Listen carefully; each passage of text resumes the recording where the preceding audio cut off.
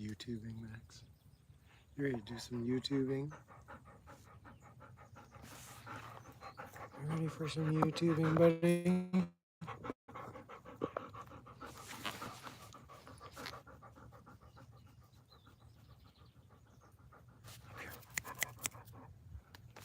Look. Here. Welcome in. Good morning, good afternoon, good evening, wherever you're watching this fine YouTube content from. Oh, Tag is in the house. Good morning, my beef brother. We are just waiting for some Tweekah coffee. I just threw it on the campfire. Good Rata day to you too. 75%. Let's wait for a few more people to roll in. I'll read the chats on my other device. It's just charging right now. So how y'all been doing? Just getting settled in here at the future build site. Keyword being future.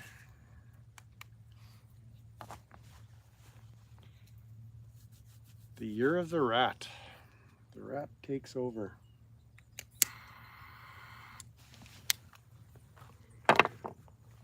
Okay, I'm probably 10 minutes away from coffee. Sweating my ass off with this monsoon type weather already. Well, it's supposed to be pretty warm here. Let's talk about the weather. It's supposed to be pretty warm through the weekend here. What's today, Saturday? It's the weekend. Not that that necessarily means anything to me. When you're a homeless, unemployed hobo, it's sort of one day is just another day. But yeah, it's supposed to get up to maybe the high 80s today out here on the Canadian prairies. Yesterday was a balmy, I think it got up to 29, 30 degrees Celsius, which is mid to high 80s. But this past week, we had the first nice day since I've been back in Manitoba. It was in the 70s, which is, I think, 23, 24. It was slightly overcast, and the wind had died down. If you notice today, the wind is a non-factor. For the last 2 days, it's just been blasting through here. Welcome, Justin. Who else? Did somebody else sneak in there? Sakala in the house. Jody snuck in somehow. Welcome, Jody. Let's see. Oh, Jody was the first one here. I missed you. Sorry. Oh, good morning, Jody. But yeah, the wind has been crazy. I had one cookout like a week and a half ago, and the wind has just been whipping through here. So.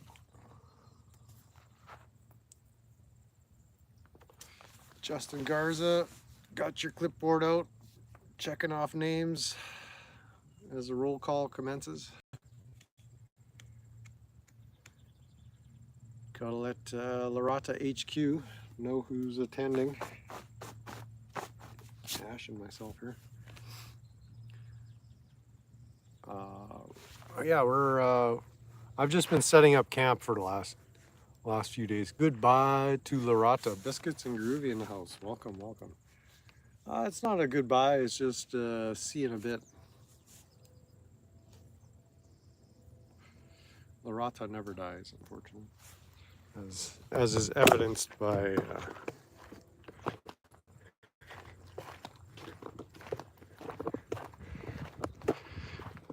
the immortalization of our illustrious cabal, the online chat gang, known as Larata. Let's see. There we go. Winnebagger. It's got the Loretta, and we got the Sam's Club stickers too. Bendy Bob in the house. Welcome, welcome. Yeah, so as far as the build goes, it's been a uphill struggle all the way. This past week we got a bit of the road in, the driveway. We got 2 semi-loads of crushed concrete for the road base. I don't know if it's how I would have built a road, but I'm not paying for it. But we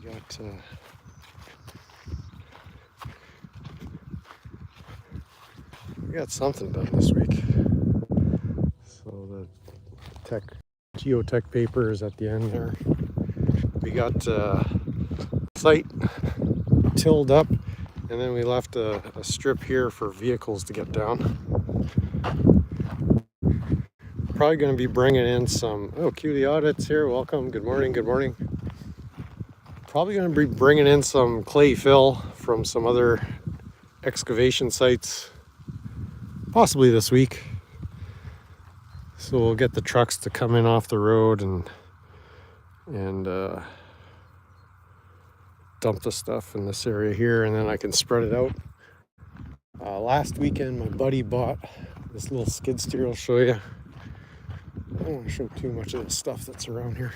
We got the Power Smoke in all her glory. But yeah, he picked up this 1978 Case Uniloader. It's a beaut. It works great. Old school, no interlocks, no safeties. It's just get in and go. The only really downside is these teeny tiny skinny mini tires. They tend to dig in and leave pretty significant ruts when you're doing any kind of grading work, but it's done the job. It's spread a little bit of gravel. Like I didn't spread that gravel with this. I knocked a couple of the piles down, but we had a track skid steer do the leveling and some of the finer work there. But this is a good tool to have. It's a beaut. Ooh, butterfly. We should almost be having coffee. Better than a wheel. Oh, there is a wheelbarrow here. Yeah, this week or last few days, been getting my little site set up. So I'm here in the kind of the corner of the yard. Got the Winnebagger set up. Generator over there.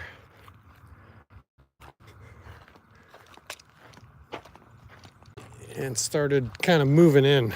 I'll be here for another couple of months anyway at this location from what I see. There's the coffee manufacturing station here. And soon to be the bacon and eggs assembly grill right there. Kind of just burning off the gunk. I got my dog food and garbage. Yeah, I gotta do something with that chrome cover. It doesn't clasp shut. A little outdoor water station, a little wood pile, a couple of propane units for barbecuing, and a little yard here. So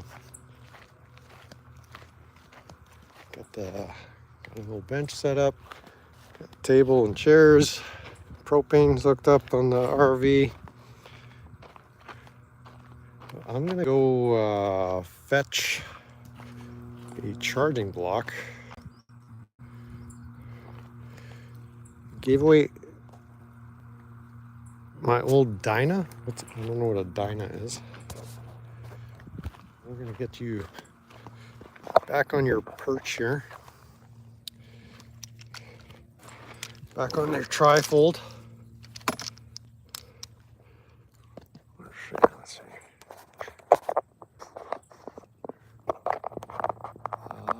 Also, oh, Harley. Okay. Yeah, I don't know much about bikes. Other than when they bust, I'm usually the one that people come looking to fix them. Well, yeah, I haven't worked on a lot of bikes. Few. Mostly dirt bikes and quads. I also rearranged my living setup inside the RV. We'll do a little tour of that as well. So we'll see how. Oh yeah, I think coffee is pretty much ready.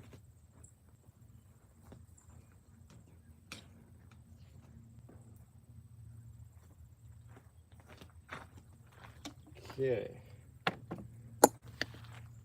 So the trick to campfire coffee at this point, I just pulled it off the fire. You gotta take the top off without burning yourself. Ooh, and then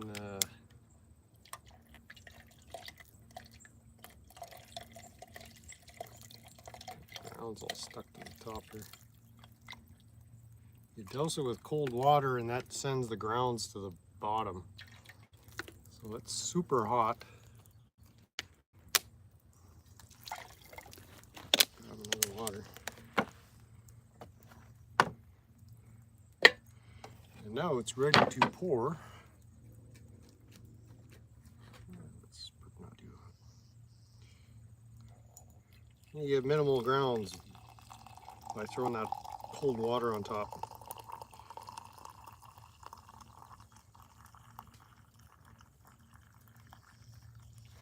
Oh yeah, that looks nice.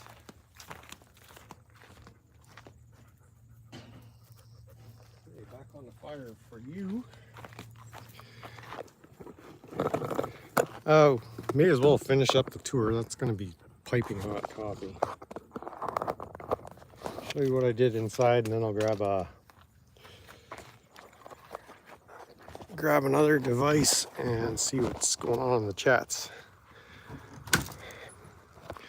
So there's a little bit that's changed in here. I set up my table, got my records collection underneath there yet, and then I set up a bed on this side just for something to do.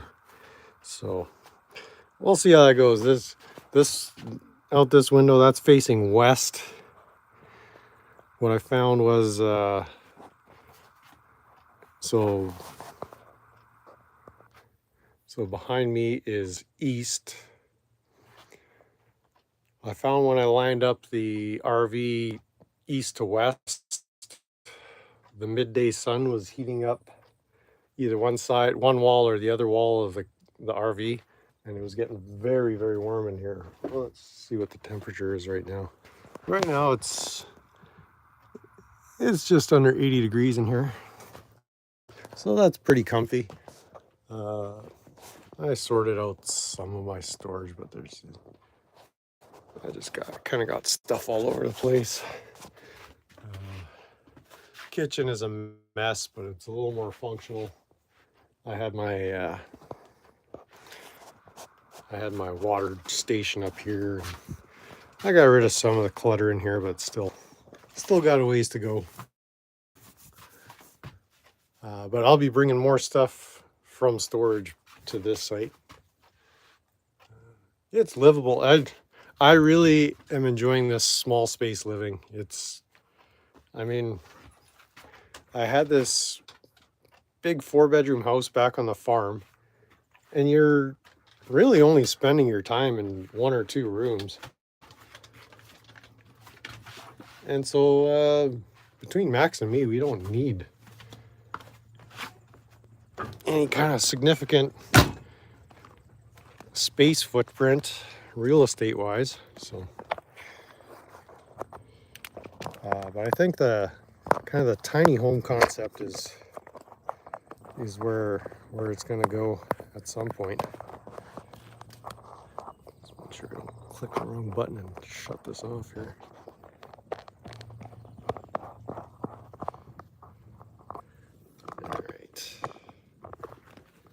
Okay.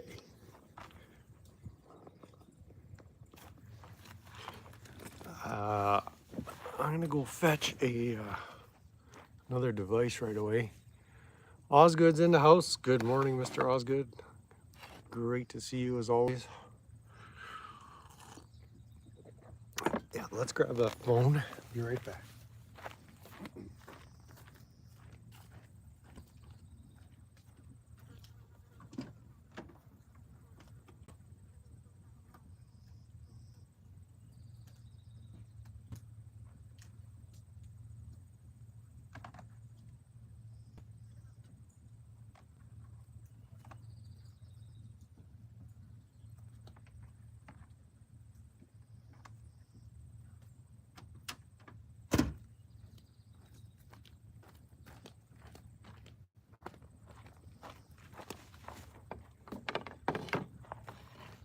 Let's get this rocking. All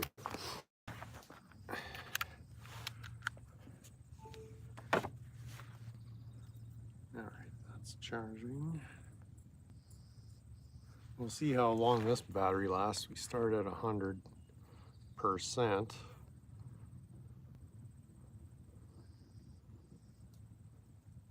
Where are we? This is YouTube.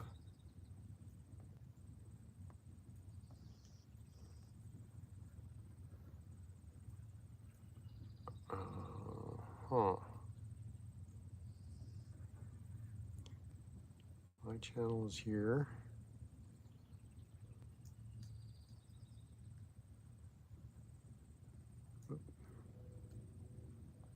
Yeah, let's do that.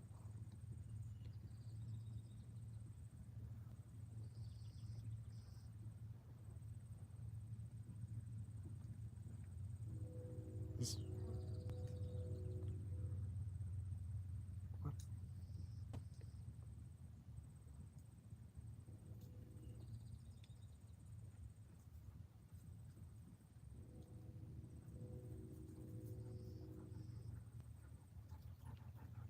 Let's do this. Let's go live.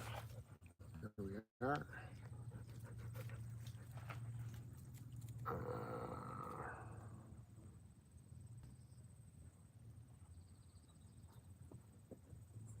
All right. Buy me a coffee grift link is pinned in the chat.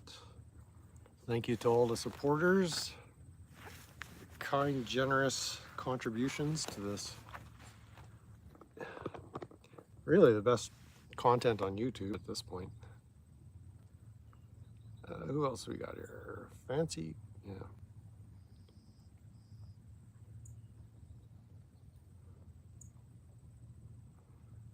So there was another link I wanted to post. I got not a little caught up, I don't want to say, but I saw some posts regarding Lane Myers, or really one specifically. So some of you are kind of following what's happening to Lane down in Pima County, Arizona, and all the shit show shenanigans going on there. So there was a phone call made with, I want to say, Blue Line Transparency. Whoa, just easy there, audience.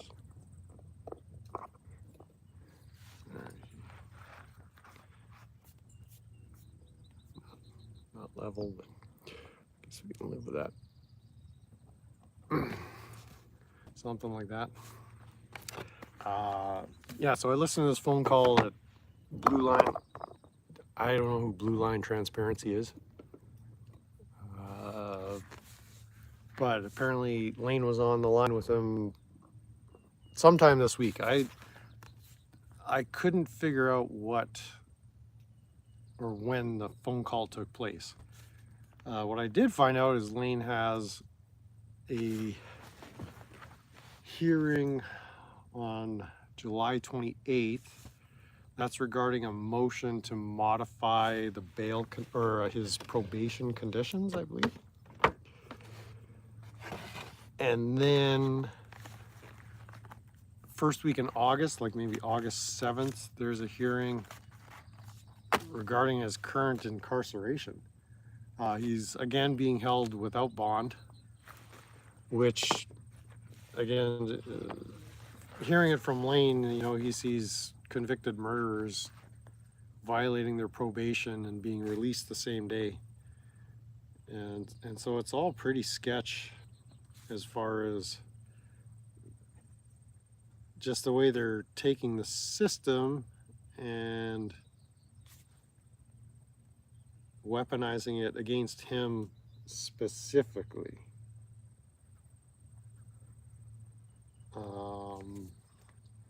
But here's what I'm gonna do. I'm gonna post Lane's Give, Send, Go, or I think GoFundMe owns all these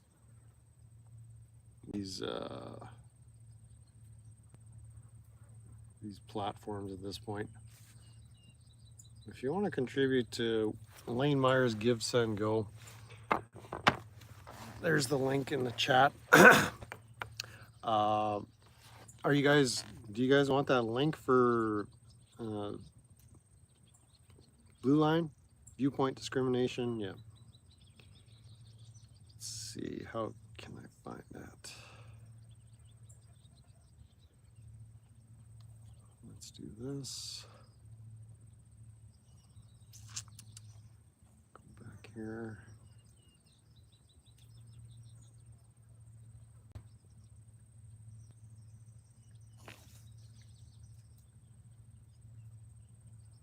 I believe this is it.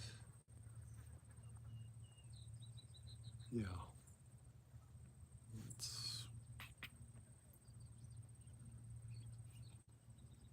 How do I share? Share. Copy link. And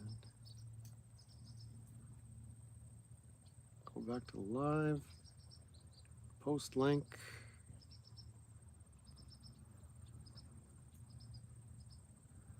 Yeah, so this was the YouTube video that Blue Line Transparency posted, the phone call with Lane from Pena County Adult Detention Center. I'm thinking sometime in the last week. From what I gathered, Illuminate the Dark, who's been a big supporter of Lane's, was, I guess, blocked by the Pima County Sheriff's Department from contacting Lane. She had been posting material. I don't know if it was a restream of a Lane stream. I think she may have posted the stream where Lane got arrested like a couple of weeks ago, whenever that was exactly.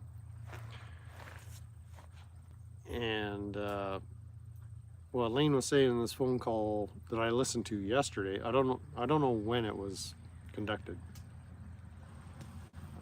Lane can't contact his mom, his stepdad, his sisters, or sister. I don't know if he has sister or sisters. Like, he is actively being blocked from contacting anybody that supports him. And it kind of got me thinking, like, is there anything I can do to help Lane? Like, at this point, I'm not up to speed on the legal implications, ramifications. Like, I'm concerned what they're doing to him, but the specifics of his case, I'm not up to speed on. Apparently, there's a parole or a probation violation, allegedly, and so I figured I'd just make a few comments this morning.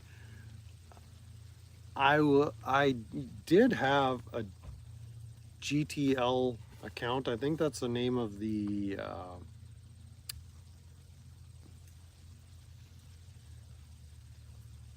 service where gtlconnect.com, the Getting Out app, where you can contact inmates. I don't know if it's a nationwide service or if it's specific to Pima County Sheriff's Department, but that's the way to reach Lane. I was going to consider trying to reach out to him directly. My experience with that app, though, when he was in jail in the spring of 2025, I was unable to communicate back and forth with him. So I had set up an account, a profile. Let me just go fix what fell there.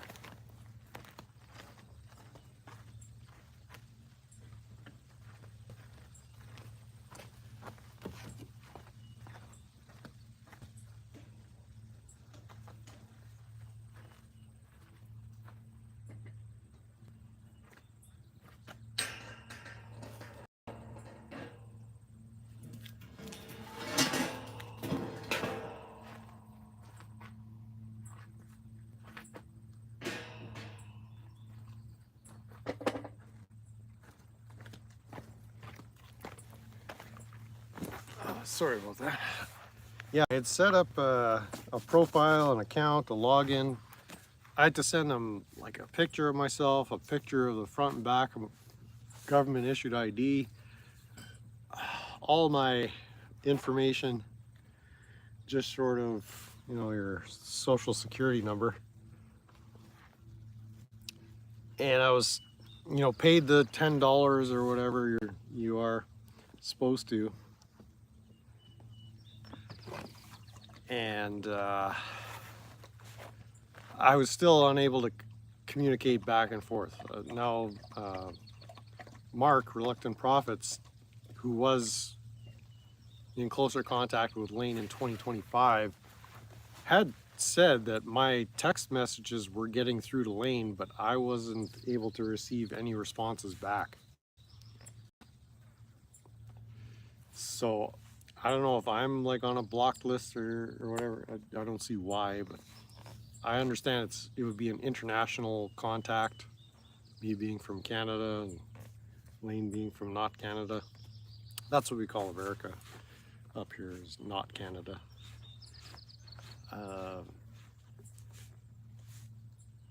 So I don't know if it'd be just an exercise in futility to try to reach him through that channel again, through the Getting Out GTL Connect platform, because I'd like to just have a one-on-one with Lane and say, like, what do you need from us? Is it money? Is it donations? Is it mainstream media exposure? Like, maybe somebody can reach out to a local news outlet, or if there's journalists, because it seems like the YouTube journalism is not helping get Lane out of his current location, which is in a cage with 8 other guys at the moment. What I did notice, or not notice, it's like Lane's pattern when he speaks with somebody, is to talk about the situation and how they're wrong. It's like, I get that they're wrong. Like, I'm not interested in what they did, how they did it, and why they're doing it. Like that, it seems the most important factor at this point would be to give him access to his freedom to some degree again. Neighbors are starting doing some yard work. Because my concern at this point is just how is there a way to get him out of jail? Who's got the get out of jail card? So I don't think my small viewership, like, this isn't blasting out, like, we're talking about it, and I don't care about what the walkers are doing or judge this or judge that, or what Rachel is doing or any of that, because there's nothing YouTubers are going to be able to help with that, unless maybe they have some legal acumen to actually be a resource to Lane. I'm not that resource. But as far as talking about the situation and helping him, I'd like to find out directly from Lane. It's like, what do you think is going to help you at this point? So I'm kind of torn. Like, do I go through this painful malarkey of trying to get in contact with him through the app again, which probably isn't going to work. I'm just going to end up wasting money on a sketchy looking government app that requires all this personal information. And I can already see what's going to happen. I probably used an email for my login credentials that no longer exists, and so it's going to identify me as a user and say you already have an account, because if I click forget, I forgot my password, those credentials they're going to send a link to that email to confirm my identity, and that email doesn't exist. So I'm probably not going to be able to set up a secondary account.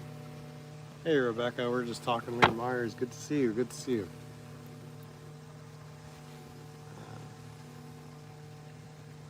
It's morning where I am, so it's still morning here. 10:30 a.m. in South Central Manitoba. Central Standard Time, the only time zone that really matters for any significant, important occurrences in at least my world at this moment. But yeah, the Lane saga. I'm gonna move into the shade here a bit too.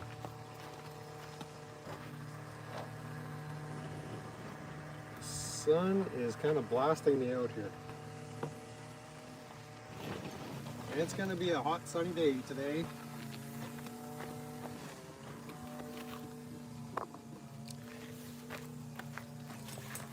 Yeah, the people across the road seem to be retired boomers, and all they do is work on their yard.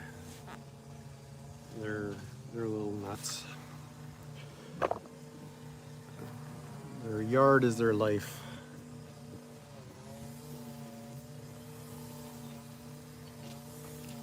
Uh, 5:30, so you're just getting ready to go clubbing. Sucks they banned his fam. Yeah, he has. Just the power to ban all those people.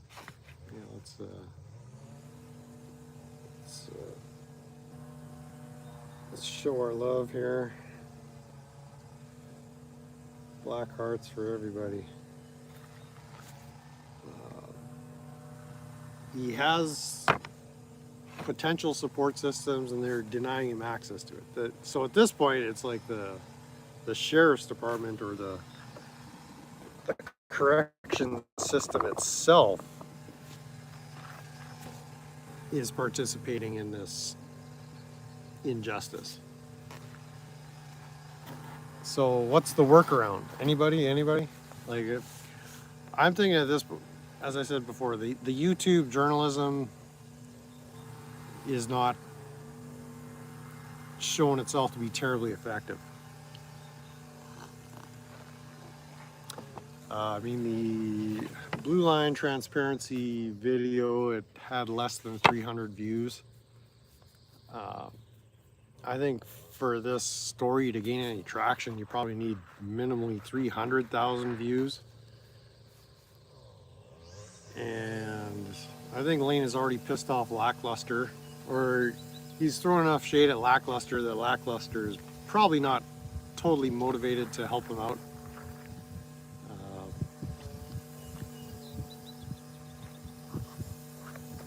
And so you got these tiny micro channels that are trying to do their part.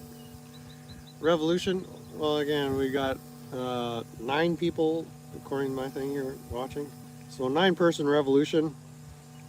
That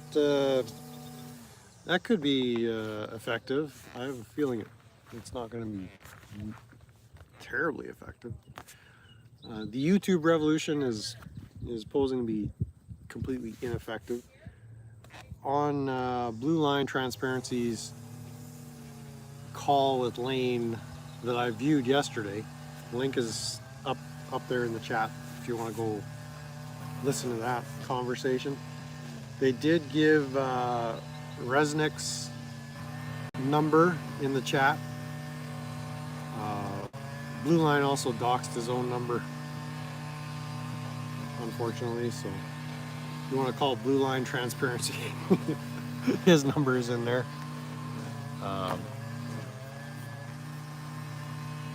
But Lane's legal counsel, Resnick, what's his first name? Aloysius Resnick or something? I forget. World Revolution. Well, now you're talking. Yeah, it used to have more views? Oh, okay, could be. Could be. I viewed it last night. It was at, we could check what it is right now. But whether it's in the hundreds or the thousands, yeah, still less than 300 views. So that's not throwing shade at Blue Line, who appears to have had similar experiences with Lane as far as having to wage legal battles more or less on your own, and where the process becomes the punishment, right? That's what I seem to, that seems to be my biggest gripe at this point.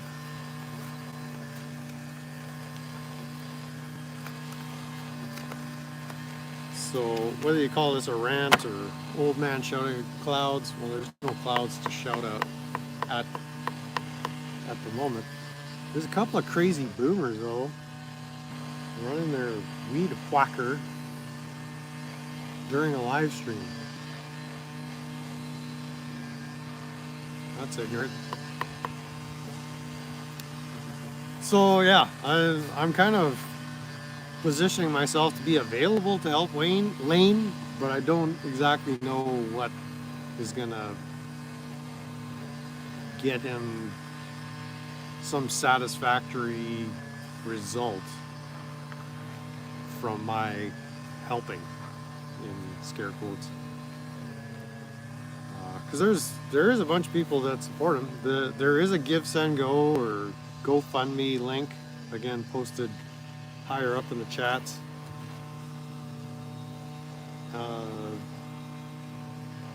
Whether it's financial assistance that he needs, I don't think finances is his biggest issue right now. I don't think moving the courts or a legal strategy, I think more people need to know about this. And as I said a few minutes ago, we got these small channels talking about it. So his situation is not really getting any traction. Maybe Max can help out.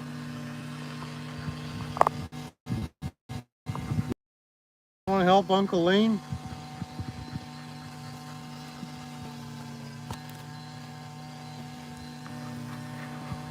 Well, you're trying to quit. What's up, buddy?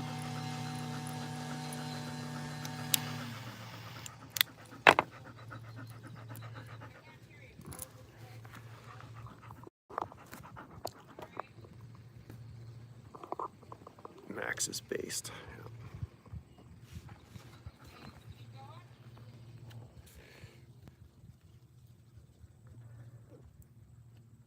Yeah, these neighbors are a little nuts.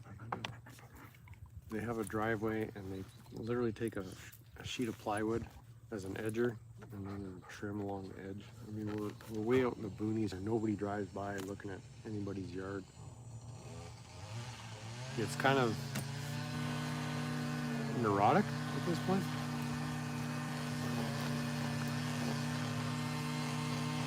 You know, I'm not saying let your yard go to shit, but literally nobody cares how straight your driveway edging is. on your lawn.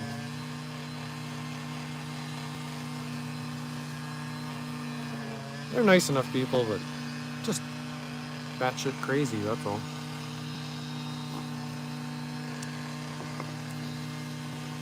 So yeah, I'm considering going down the pathway of trying to contact Lane directly. Whether he responds or not, that's his business, but just say, like, how can I help? Because I don't have a lot of financial resources, not necessarily what's going to get the job done at this point. The story needs more exposure, or the situation needs more people being aware of what's happening. I mean, Merb, I did look on the Give, Send, Go. Merb had made a $10 contribution saying, good luck, buddy, you're going to need it, or something like that. So, I mean, yeah, that's kind of the attitude, is like people are hoping to see him fail. That's like another detail that came out in the Blue Line transparency conversation, was that there is a Discord server or Discord community looking for ways to get Lane in trouble by sending emails to the alleged victims and just coming up with different tactics and strategies to make Lane suffer for something that he's not even responsible for. There's an actual conspiracy afoot with the YouTube blood sporters, and I guess the Discord blood sporters. Brandon F. Mitchell says, hey, Tweekah. Well, hey to you too, Tweekah. They're used to abusing people without repercussions. They are damaging Lane, but he's staged up to damage them all. That may be the case, but as far as I know, as of 10:41 Central Standard Time on some Saturday in July, he's in jail. I know he's got the lawsuits kind of in the works, in the hopper, but being in jail is not damaging them at this point. So he just seems to be the one that only and ever suffers any damage as a result of this. Did I finish my thought there? Something about the Blue Line transparent. Oh yeah, the Discord server discussions. So yeah, there's a community online that is going out of their way to find ways to incriminate Lane for behavior he's not even partaking in. So there's legal implications and ramifications with that behavior.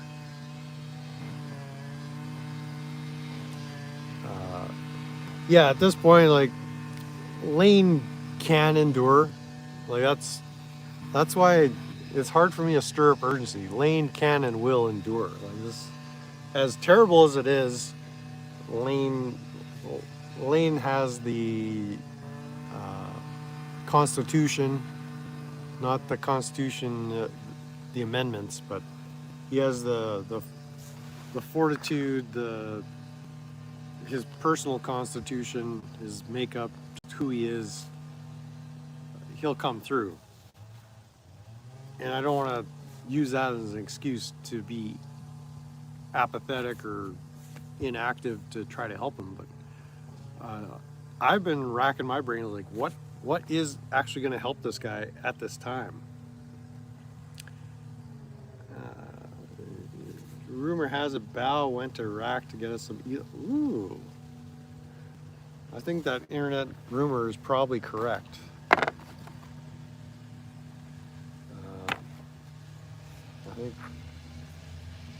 I don't know if that's a scoop, if you get the scoop on that one, Brandon, but you're probably absolutely correct.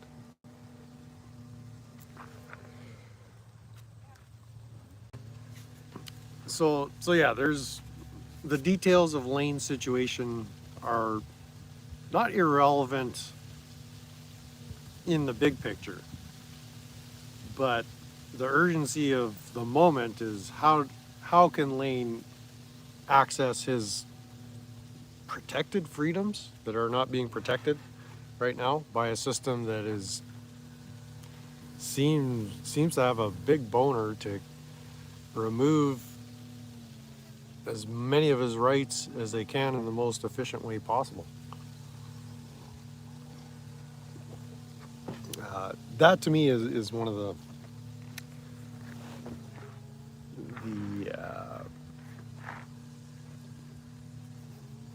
the grave injustices here, and that's what keeps coming up in conversations. Like, if they could do it to Lane, they could do it to any one of us.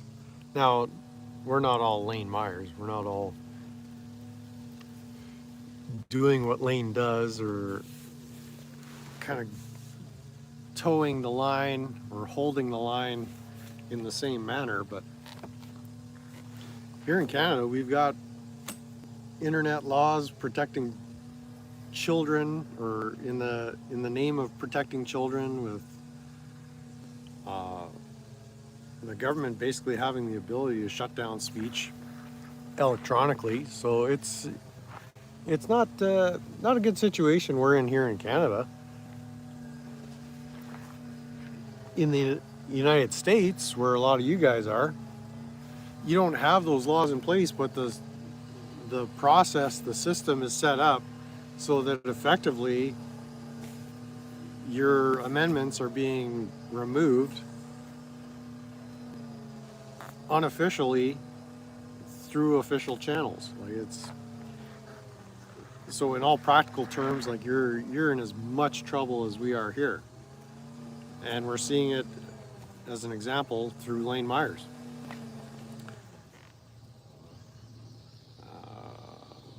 Stoffel, well, yeah, Stoffel was the topic of discussion on another video I saw earlier. So, anyways, kind of to wrap up this Lane Myers discussion, I'm more or less ready to help out as I can, but I just don't know what that means or what that looks like at this point. I think I'm gonna help that guy bust his weed whacker.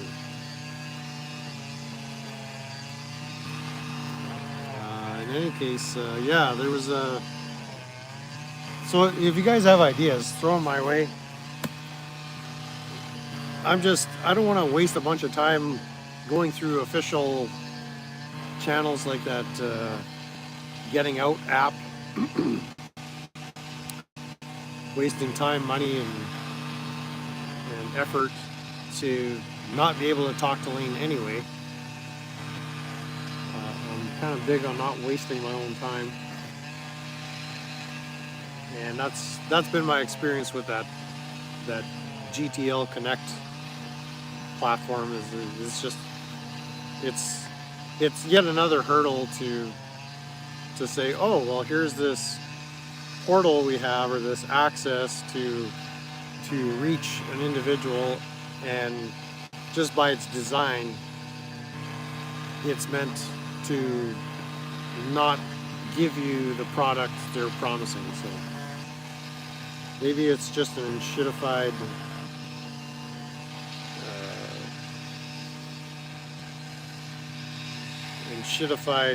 product that we're all subject to at this point.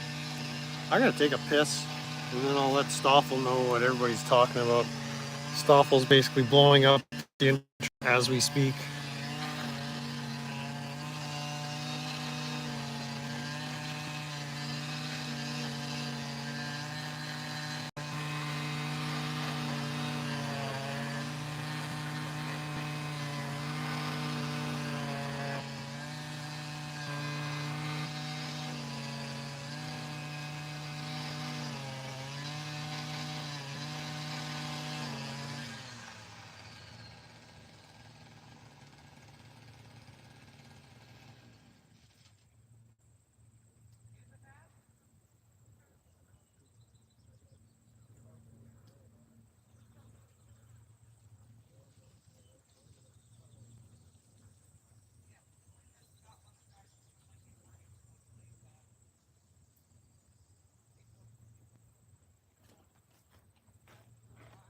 Let's warm up our coffee here too. All right, let's get some campfire coffee going. Yummy.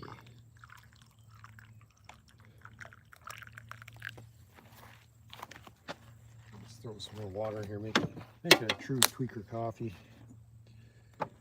Some more water. I'm gonna be drinking more coffee today. Nice hot sunny day here in Manitoba.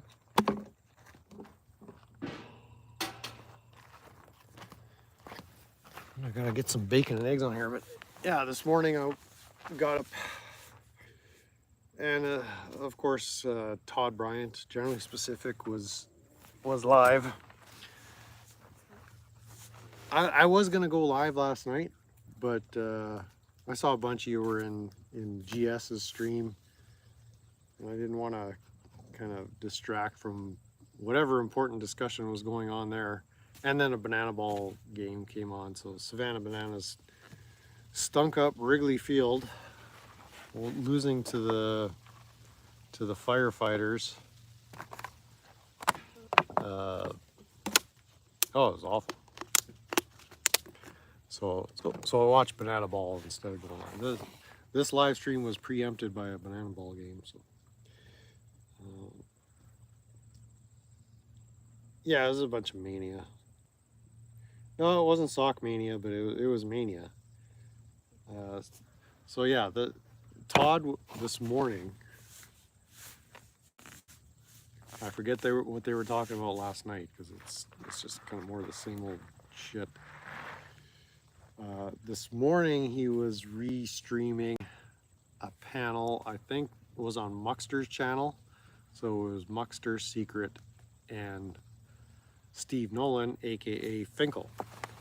And Finkel was having a fairly calm discussion with between the three of them. And the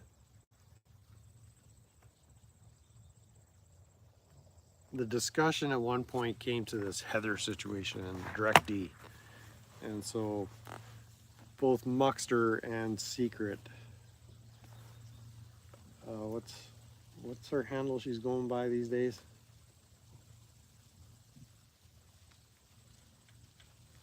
Secret Scout. No, she's not using that one anymore.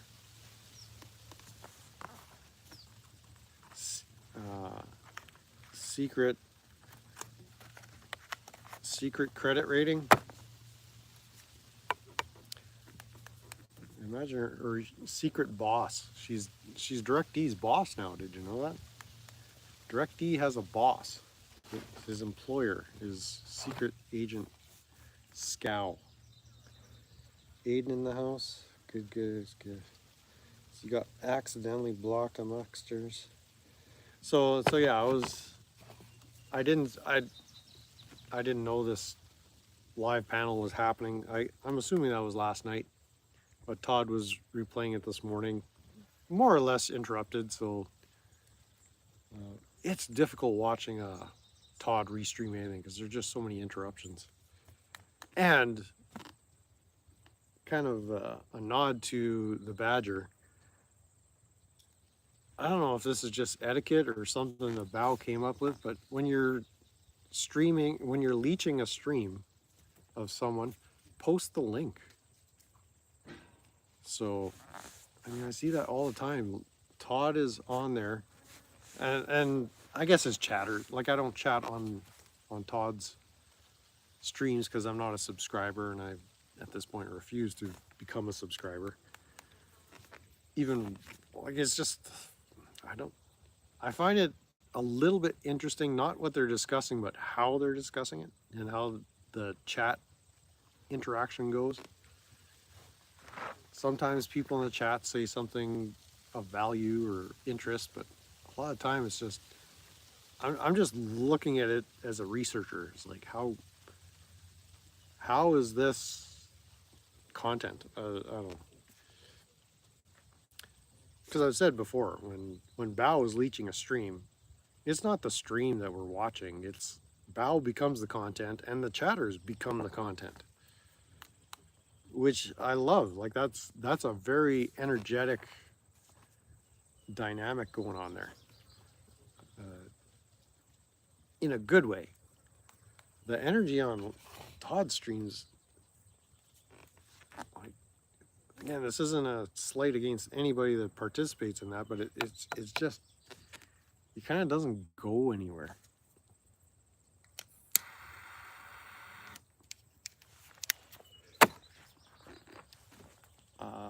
Like as an example, GJM was commenting this morning on Todd's stream, and then I think it was Ron Schaefer or somebody said something like, just drop me a line, GJM, if you want me to help take down and expose these retards. I'm not scared of them.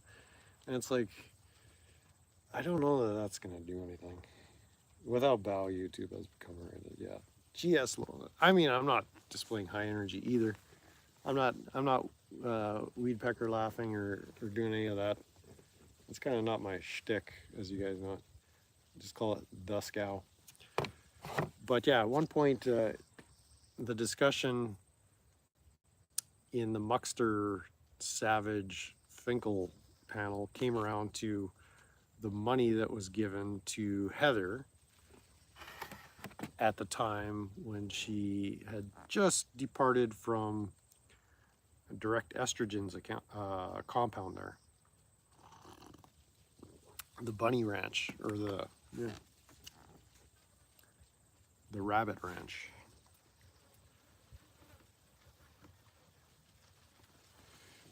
Like, if that's his workplace, I don't know.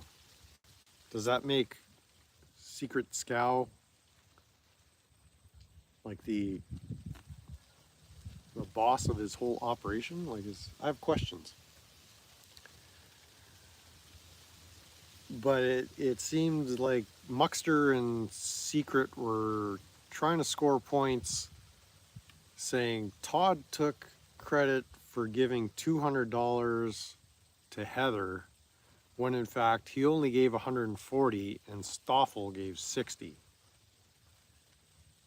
So Todd was taking credit for giving $200 to someone when he didn't give $200. And it was just complete retardation. So Stoffel, you're on Savage's radar for, I mean, not that that's much of a issue at all. She's completely batshit crazy herself.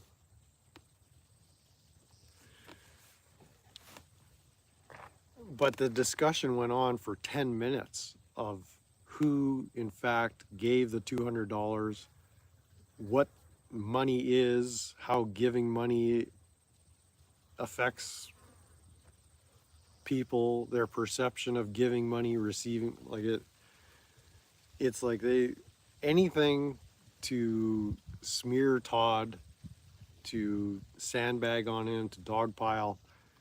It's just these people have nothing at this point.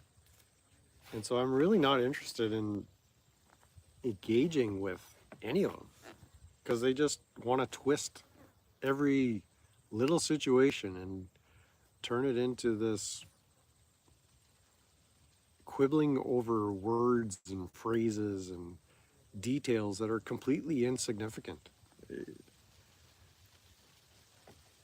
It makes me wonder about, yeah, someone like Savage Secret,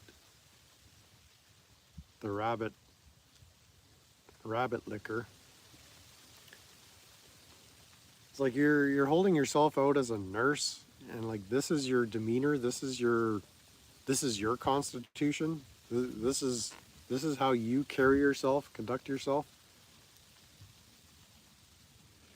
Man, if I was under her care, I would be terribly worried for my own welfare.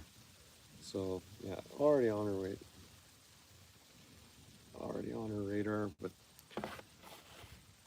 but yeah, it's it didn't have any blowback on you, but your name was being thrown around as if Stoffel giving $60 to Todd, who in turn Venmoed $200 from his Venmo or Cash App to Heather's Venmo or Cash App. Like, it, who cares whether Todd said I sent $200 or I gave $200? $200 was transferred from Todd Bryant to Heather. Like, there's no discussion there. There's no there. Like, that's not a gotcha. That's not incriminating. That's not a indication of Todd's character. Like, so it's just complete character assassination 24/7 from this group of people.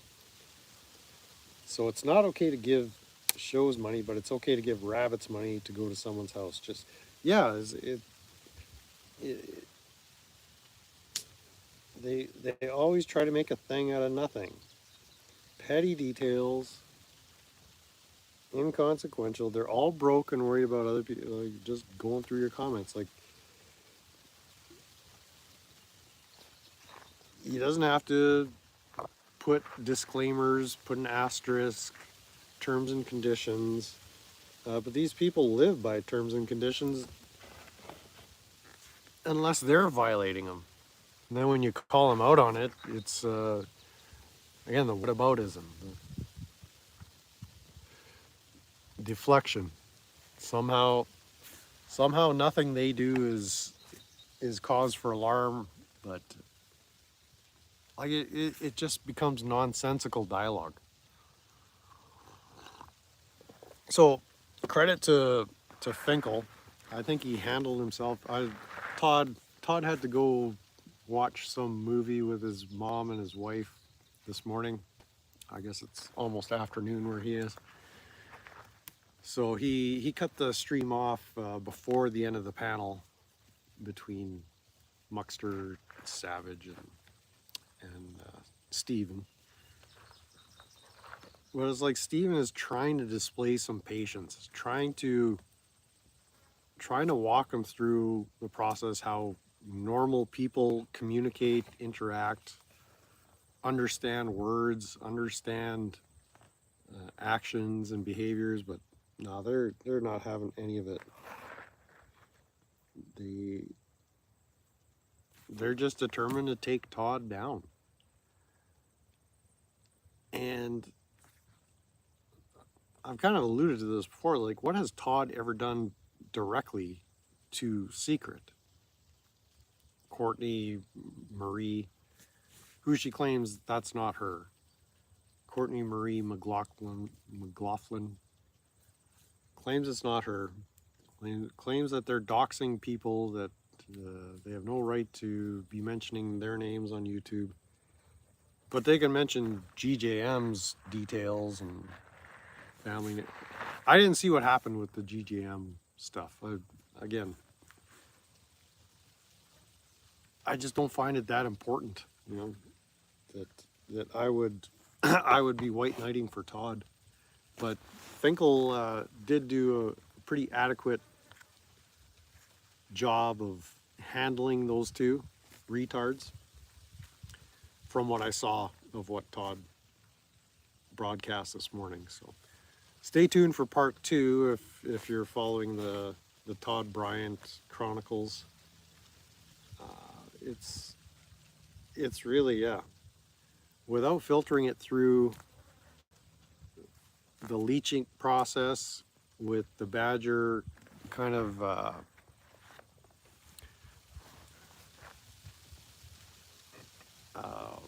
how would you say, escorting us through the discussion, it loses its humor and becomes just a bunch of sad YouTube tweak babble. YouTube gave me 4,000 gems. I was gonna give to Badger. I only have until August, then they expire. Give him the Baby Ogre. Baby Ogre probably needs those gems. She doesn't need a reason. So yeah, that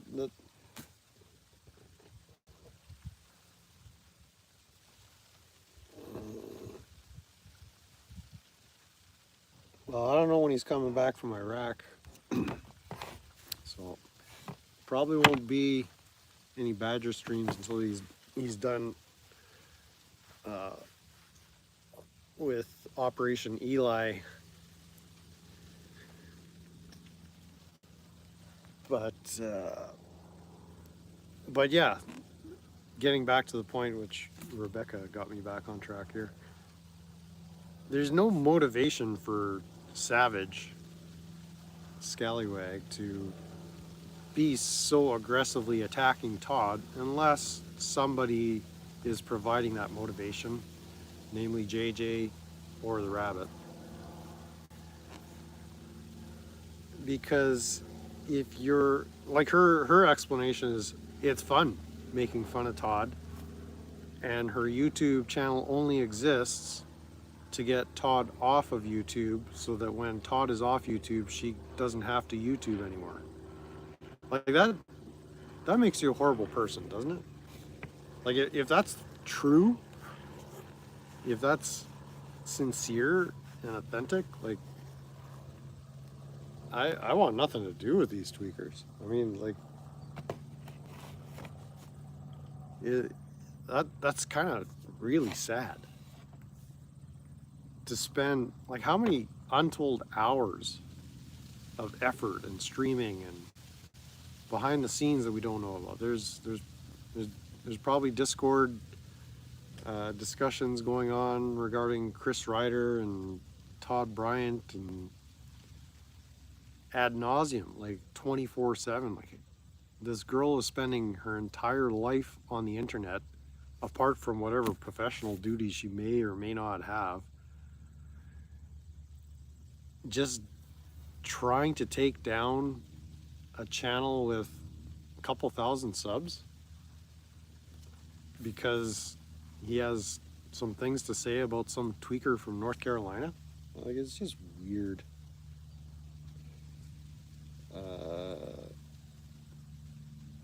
Yeah, GJM got doxxed, but then I remember everyone has a different opinion on doxing. Somehow you became a mod on Todd's?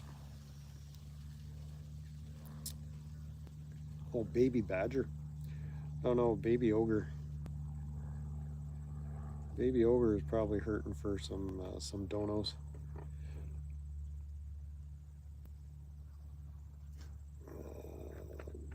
Let's see, nitpicky ninnies.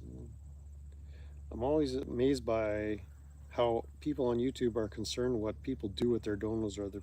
Yeah, and that Stoffel brought it up a moment ago. Finkel brought it up. It's like you people are very, very concerned about what people do with their money and other people's money. Meanwhile, your corporate credit card that you issue to a tweaker somehow gets overdrawn, and that's somehow Heather's fault. No, that's Tweekah's be tweaking. That's what that is. So again, I guess I'm kind of matching the energy of a GS stream, like without all the F-bombs and dick sucking references and the crudeness, I guess.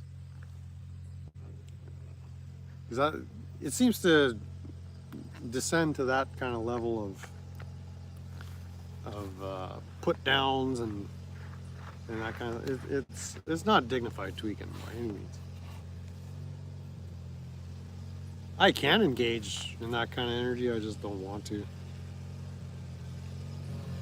You fucked up yesterday on Miss Badger's streams? Miss Badger stream? Is that Badger Scowl?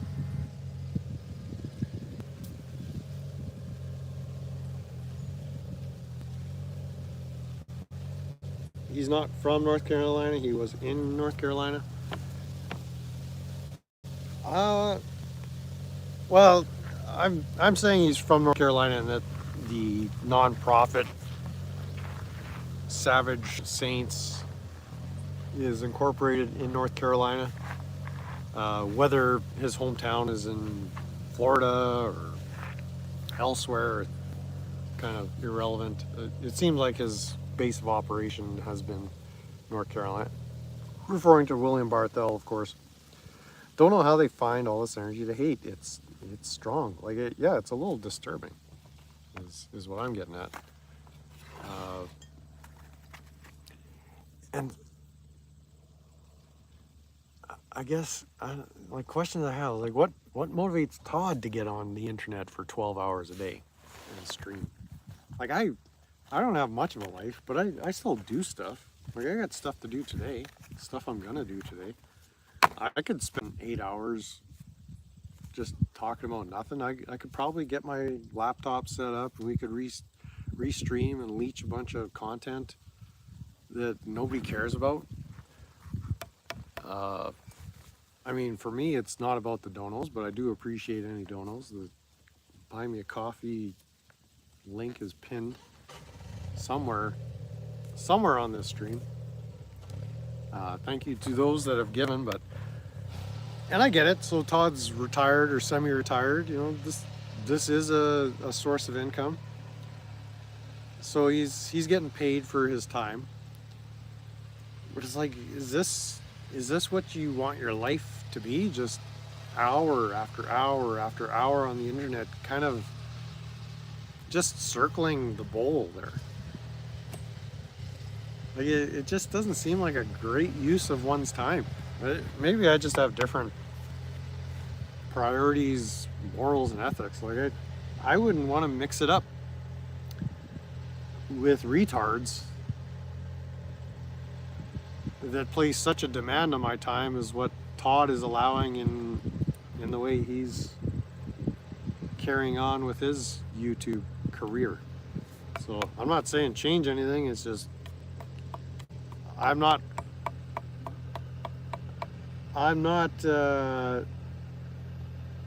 it's not an exciting model to follow, is what I'm saying.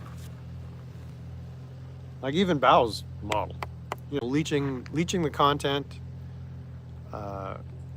creating the community. There's something real special about what Bao has created, the Badger extraordinaire. And he can pull it off. I don't know that that's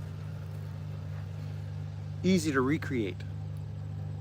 And it's not like I'm looking for YouTube success myself, personally. I'm interested to see what can come of this. So I'm just kind of letting it happen organically.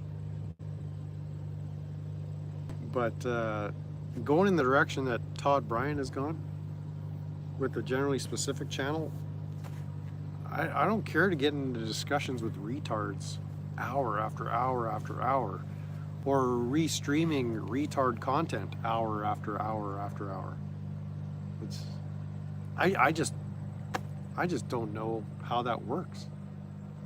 Like, even Direct Estrogen, or is it Direct Emphysema, made a remark on a stream earlier this week that on the night that Heather, I'm just going from memory, so don't quote me on this.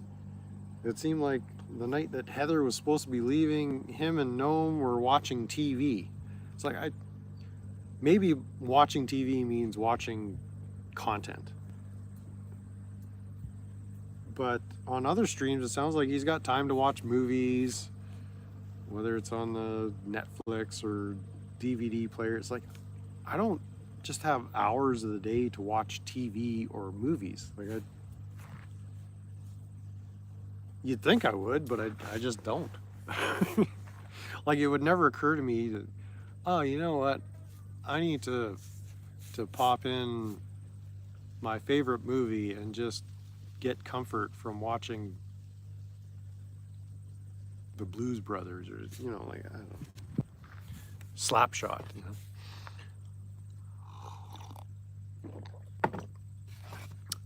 Just to regulate myself emotionally, I need this comfort of some some movie that I've seen 10 times or 20 times or 30 times and watch it yet again. I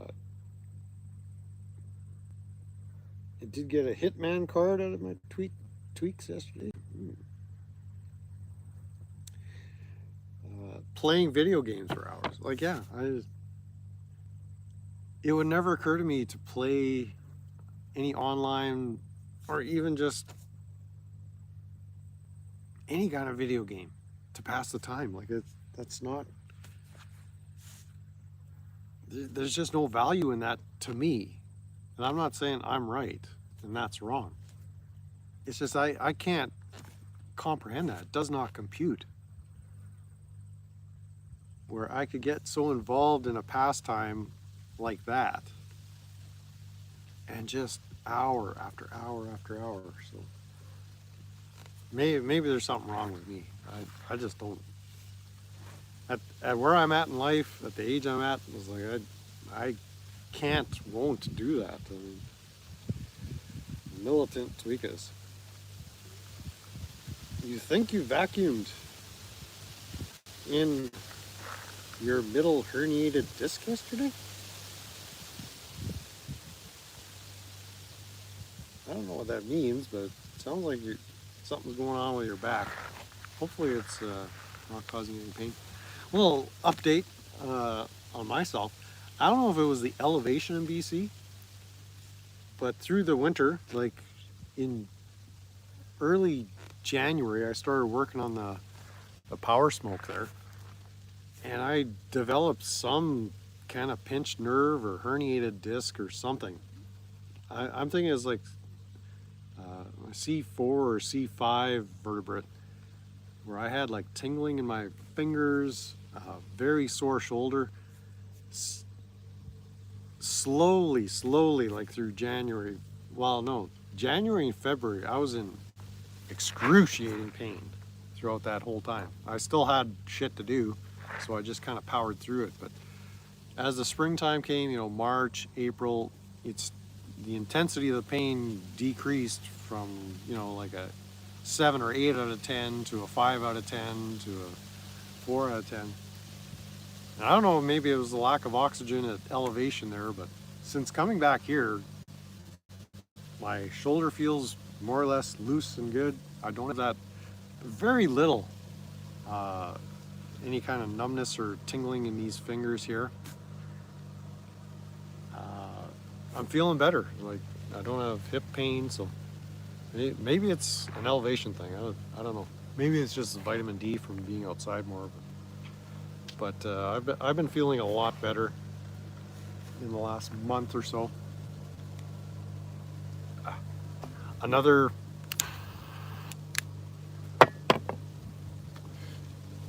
thing that's bringing me a little bit of relief is that the divorce papers have been served to my lawyer, so I received a copy. So I think it's just a matter of filing at this point. I've got an appointment this coming week, just a brief phone appointment. My lawyer is, what I expect is for him to just get my confirmation to go ahead and do the filing on my behalf, which he had emailed me requesting his service to serve me the papers, and I had emailed him back. It's possible he didn't get my email, but I said, go ahead, do what you got to do. But yeah, I'll be speaking with him for the first time since last year this week, and so we'll get that all wrapped up. So that's a bit of closure and relief from that. I don't know. It's not that I was thinking about it a lot, but just one thing that's settled. Don't have to consider anymore. Ooh, this phone is overheating. I lost you. Might have to move into the shade one more time here. Yeah, let's do that before this phone overheats. let's do this.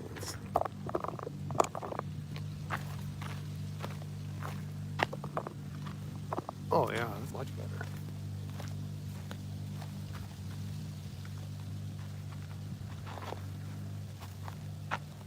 Oh yeah. I'm gonna throw some more wood on the fire if I'm gonna bake an egg, so give me a second.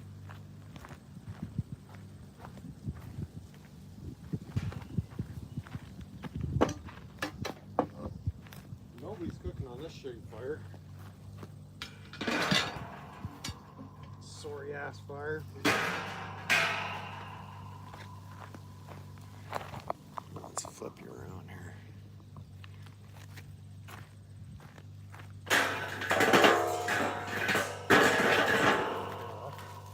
That's weak. That is weak.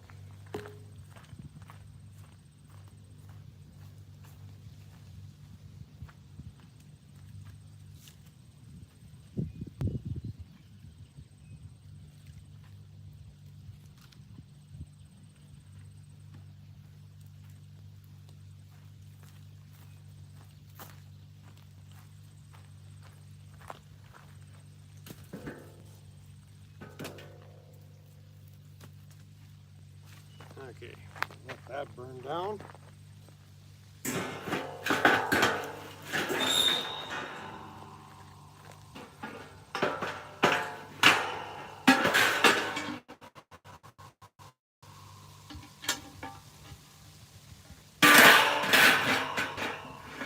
Get this griddle a little heated up.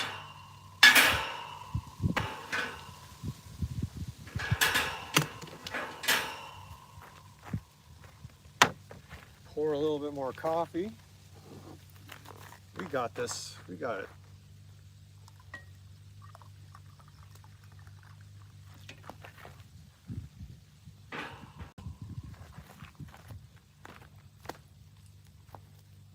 Bring the chair over.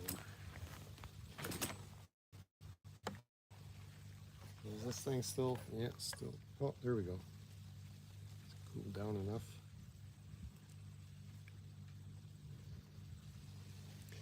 There we go, there we go. Ooh, right in the smoke now. Whew, whew, whew.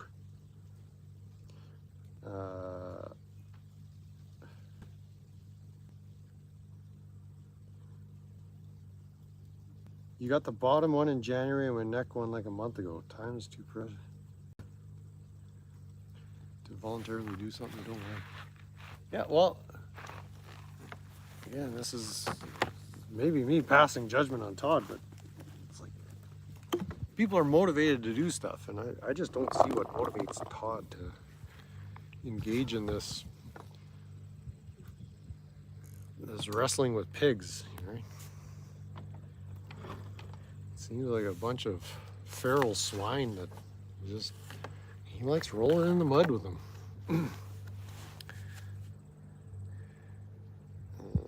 And this is the talent that Bao displays, is he can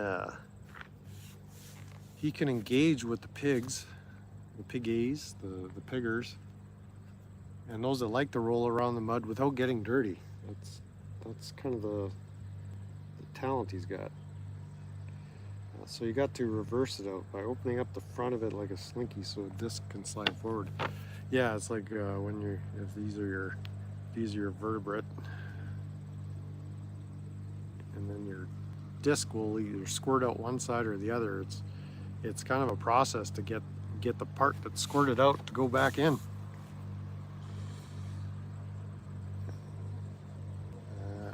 So yeah, heat for me, I don't know what it was.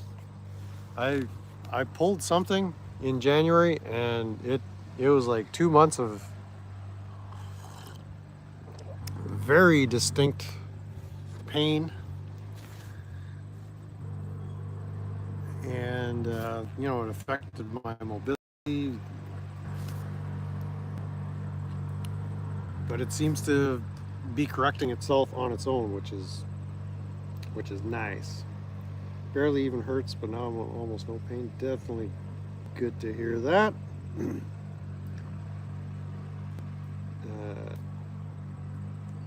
Buy me a coffee is pissing you off. Yeah, that's everything is a verification code. Like what? Shit, what was it the other day?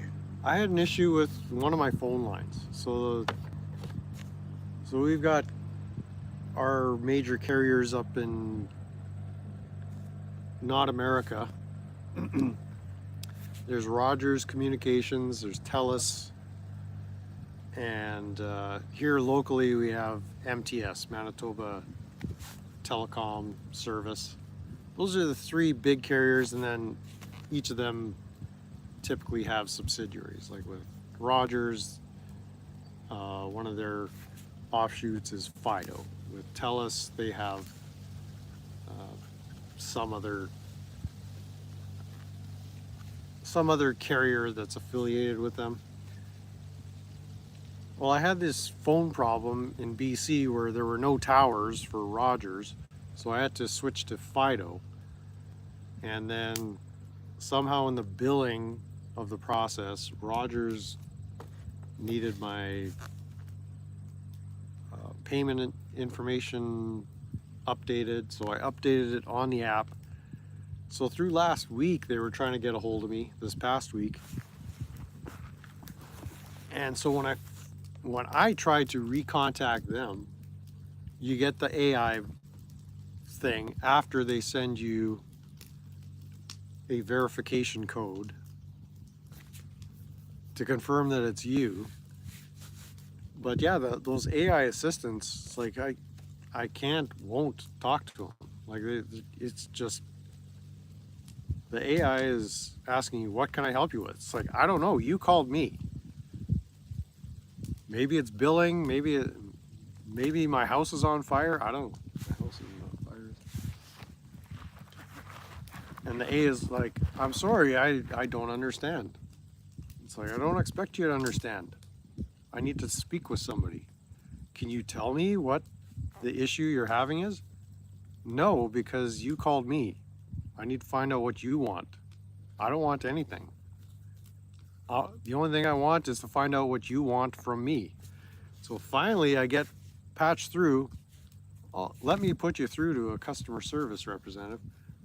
I get a message saying, due to unusually high phone call volume, we cannot take your call at this time. Please try back again later. I'm like, what the? Is this what constitutes customer service over the phone? For like, we're getting too many calls. We don't want to talk to you. Try us again when we're in a better mood. Egregious. But yeah, I feel you. Everything is a two-factor authentication. It's like this damn thing is encrypted. It's got passkey protection. I'm the only one that has access to it. If I'm contacting you or trying to do a transaction, it's because it's me wanting to do it.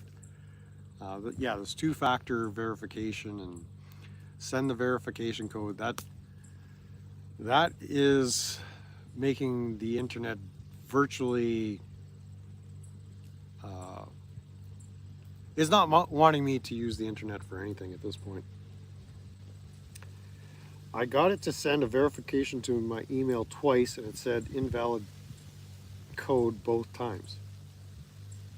Ugh. You've got massive fires? Wow.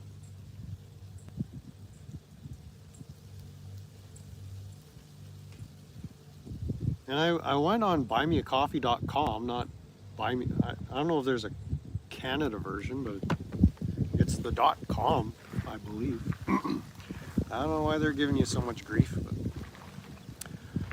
sorry, buddy. Try again when call volumes aren't so high. But yeah, the technology is not convenient to use anymore. The internet has lost all its former ability to provide convenient service. It's sad, really. I don't know what you do about that. Stop using the internet, I guess. But thank you verification codes for preventing people from wanting to make donos. I don't know how I can help you out with that, but yeah, I feel your frustration. There have been transactions that I've just said, fuck it. If it's this much of a hassle to get this transaction done, I'll just take my business elsewhere. And it's kind of egregious that it's come to that, but every service, every app, every website, they've all got the same malarkey going on. And there's nothing you or I can do anything about it, other than to, I guess, withdraw your support of that system and do more stuff IRL, real transactions with real people. So I guess that would mean I would have to get a job. But yeah, sometimes they can streamline stuff, but it just seems in order for you to spend your own money, they're making it harder and harder. The banks are doing it. Online payment services are doing it. It's been a while since I used PayPal. I can't even imagine what kind of security features they have now. Europe is burning. Madrid in Spain has a fire at 70 miles. They can't control it. No rain. Ooh. Yeah, there's no reasoning with a robot. Yeah, I didn't realize there was wildfires in the Europeans' backyard. I hope you guys can get a handle on that. Still really relatively untouched by any kind of wildfire impact here. There was some smoke in the vicinity a couple days ago. Well, I think it was just a local something or other. It wasn't wildfires necessarily. Could have been just stubble burning or who knows what. But yeah, the stuff going on in Northern Ontario, and now I see in British Columbia, there's a few spots that are evacuating due to wildfires. But yeah, Europe has had a pretty hot spring and summer so far, from what I've gathered, according to the internet. And Rebecca seems to be confirming that. So hopefully that all gets put under control. That does suck. Don't know what their wildfire management protocols are across the pond, but here in Canada we seem to just let it burn. Let it burn and it'll all somehow sort itself out in the end. I don't have a solution for that either. Other than don't burn stuff, as I've got a fire going here. We did get some rain yesterday, so it was, don't necessarily need more rain, but, and it's only July, so. Last year, yeah, last year, if you were watching any of my lives, the smoke was a factor. Those were in the northern part of my province, Manitoba. So, I mean, the fires were easily 500 miles from my location, but the smoke was traveling, because typically the smoke comes from west to east, and if you get a little bit of a southward dip, the fires were far to the north. In past years we had fires to the south, in the southeastern corner of the province. That was smoking us out, but that was a good, I want to say 6-7 years ago. But yeah, significant burn happened in the southeast corner of the province. But nothing of any impact currently going on in Manitoba. Just to the east of us in Ontario, that's where the major wildfires are going on at this time. Not a lot of communities up there that are affected, as of my understanding. It's kind of just overgrown bush that's not commercially viable. I could be wrong. There are some significant communities throughout northwestern Ontario, but a lot of the populated areas are in southeastern Ontario. That's where the major population centers are. Very sparse population in northwestern Ontario. So it's mostly the smoke that's affecting people as we speak. Likewise in British Columbia, there's pockets where fires are taking place. One is near Clinton, British Columbia, I think was evacuated in the last 24 hours because they had a local fire spring up there. So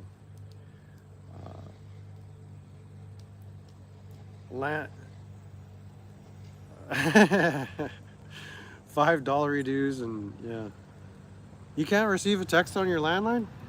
Get the fuck. Badger did post a members only stream, a Tucson cop watch with Tuck Sucks, Tucson Police Sucks, and James the Ginger Freeman.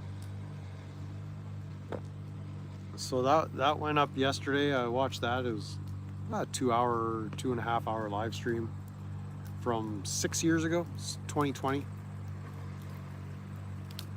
Right when I think COVID was just starting to make its impact, or just prior to that. So a blast from the past. So member up at Smurfwatch Transfers. That was on the Smurfwatch channel, which is monetized. So any members of Smurfwatch, you could check out a live stream and make your little comments with the custom emotes. Badger's kick stream has been kind of sparse as of late. Not a lot of engagement. Super secret members only. Yeah.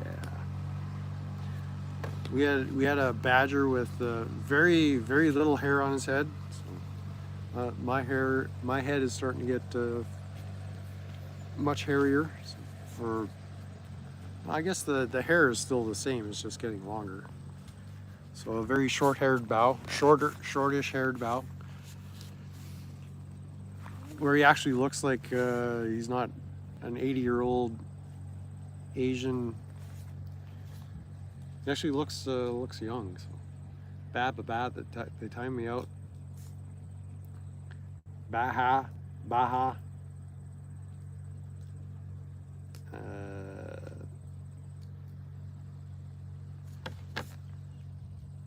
Yeah, I think Todd has taken a different stance on allowing trolls to just spurg out in his chats. So it has been a different energy for the last couple of days where people are getting blocked or timed out or removed. So the Twiggies and the Taipans and the rest of their spurgalicious kind are, I guess, cut off. Maybe it's a motivation to do something better with their time than just be a freak on the internet. I don't know.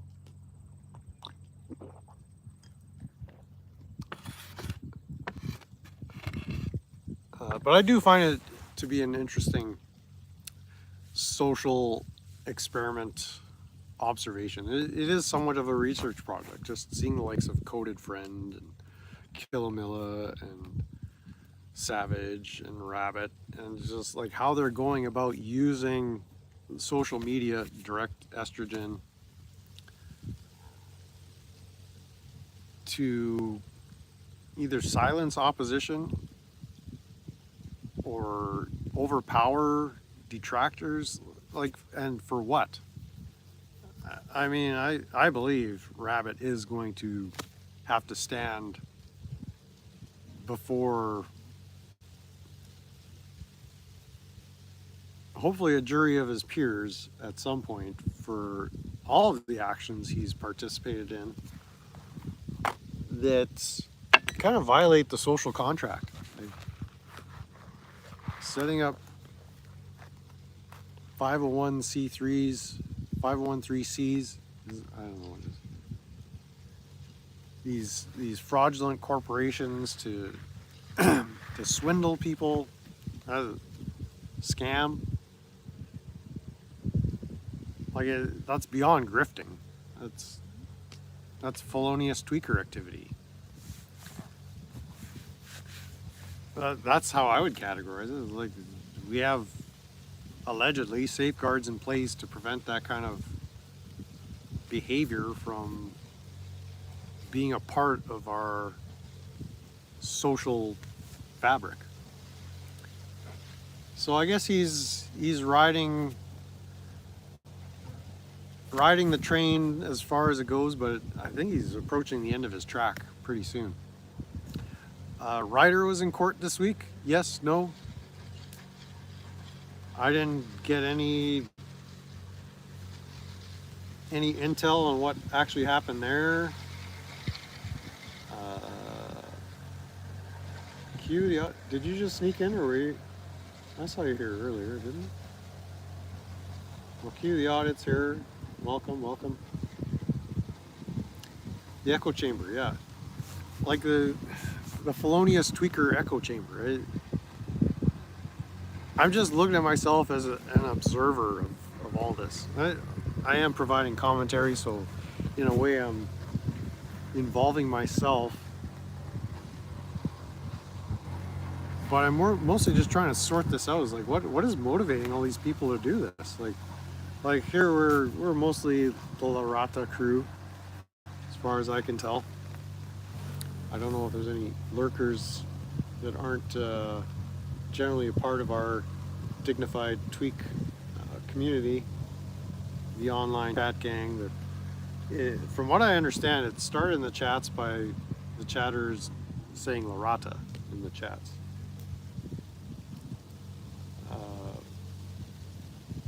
It all started with the chat saying La Rata. That's what I thought. Thank you, Justin. Thank you for confirming that I'm not gone batshit crazy myself. I thought that's how it started. But I was just trying to sort out, like, there's something, not morbidly, but there's a fascination. It's like, it seems there's this bloodlust, right, for the YouTube blood sports. And DirectD's whole community is more or less feeding on that vampiric energy of how can we stir up drama against somebody today. Contrasting that with the La Rata approach is like, I didn't even do nothing. And I don't even care about you tweakers because I got my own problems to deal with. Like, I'm not involved. I'm just on YouTube trying to make a buck. Which, Buy Me a Coffee is not even allowing some people to send me bucks because they're trying to send text messages to landlines now, as if that's a thing. But yeah, like there's something that motivates a muckster. There's something that motivates a Todd Bryant. There's something that motivates a GJM to want to just get in there and mix it up, as if any of this is important.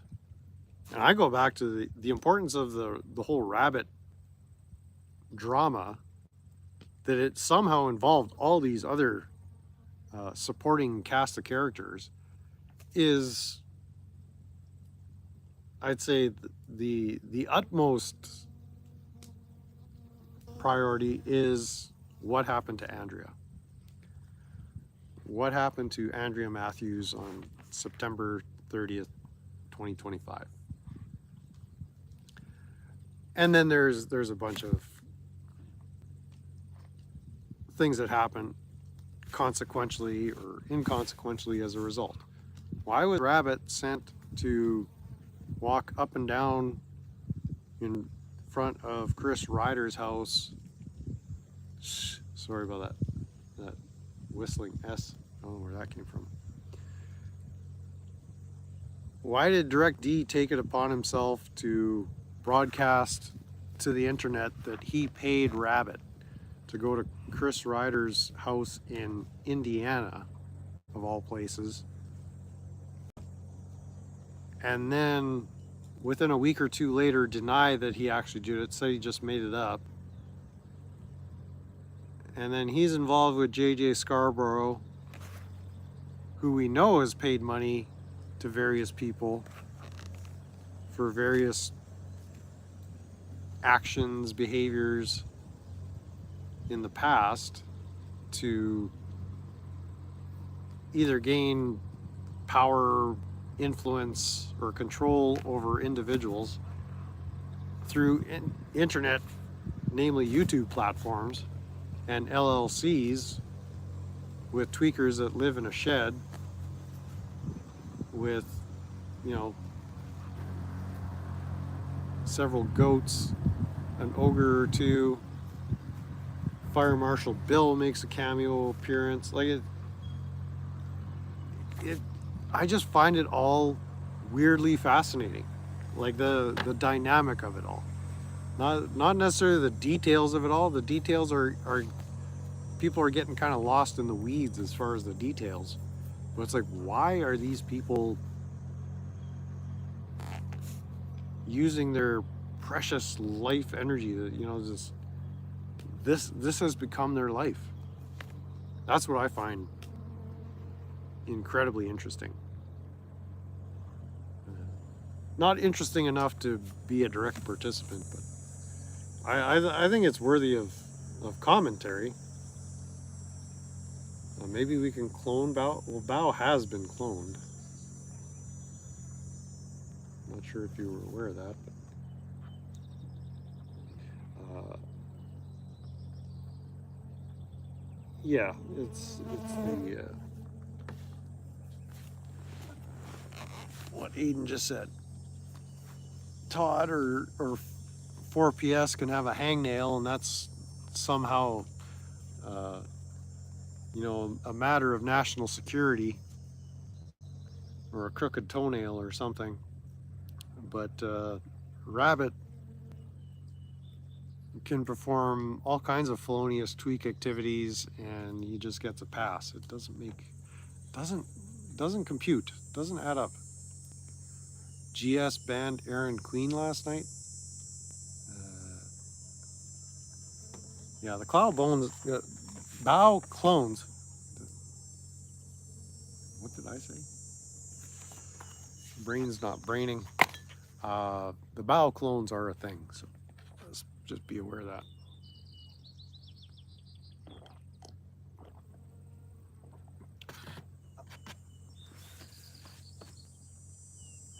So, like, how does this end? I guess now that we're in it, up to this point, it's just inevitably you want to see how this resolves. The direct Dookie crash out, nobody really saw this come. I mean, when I saw the bearded Yeti and Fire Marshal Bill in the shed, I knew, like, this is not going to end well. Like, doesn't take a genius to come to that conclusion, but it's like, this is not how we expected Christopher Dane Ruff to execute his crash out. Like, he's chosen to walk this road.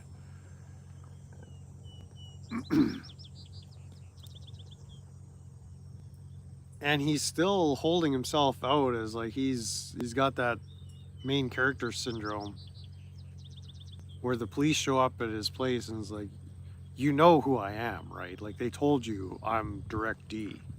That when I go to Walmart, the doors open on their own because I'm Christopher Dane Ruff, right? Like, you get it. Like, I'm kind of a big deal, right? Like, who is this guy?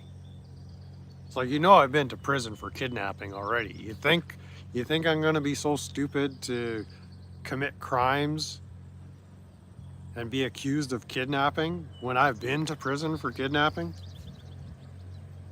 It's like, yeah, Okay, Chris, like your audience seems to eat that up, but I guarantee you, any normal person, for lack of a better term, any normie hearing Christopher Ruff talk the way he talks and following kind of the way that whole Heather thing fell out, they think, what the hell is wrong with this guy? Like that's what I think, and I'm familiar with it. Like I know what the tweaker is capable. I know what he's like, or I'm familiar enough with just the way he wants to come across, and this, whether it's a character or what. He's like, Mr. I'm a paralegal, you know. Uh, like it's comical in such a sorry ass kind of way. Like, and sometimes it's words can't capture how I feel about this in a way that I can communicate to you in a way that makes it all come across like how I'm processing this. Because I mean, you guys, you've all got your take on what's going on, but it's like nobody would want to be Christopher Ruff right now. Like nobody's looking up to him and saying, yeah, this guy's got it together. I want to use him as my role model and example of what it takes to be a free tweaker on the land American landowner in Apache County, sitting on a pile of rocks with a clapped out police cruiser Charger and possibly a former police expedition and a bunch of other clapped out vehicles. Like, I mean, his audience seems to eat it up, but they kind of got like the NPC syndrome or something. He has the superhero syndrome,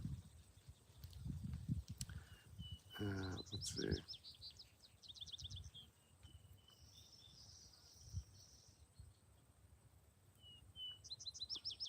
Loretta. My money, I need it now.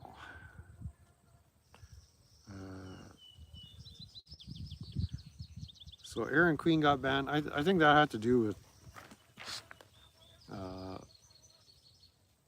some queenish comments he was making towards what was his name? King Charles. I think King Charles was telling him get off my back, and he wouldn't.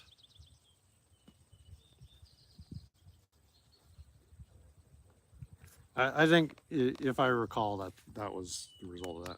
It was just Aaron being Aaron, and it was kind of, it wasn't funny. It was just more of Aaron being Aaron. It's like, it's no big deal.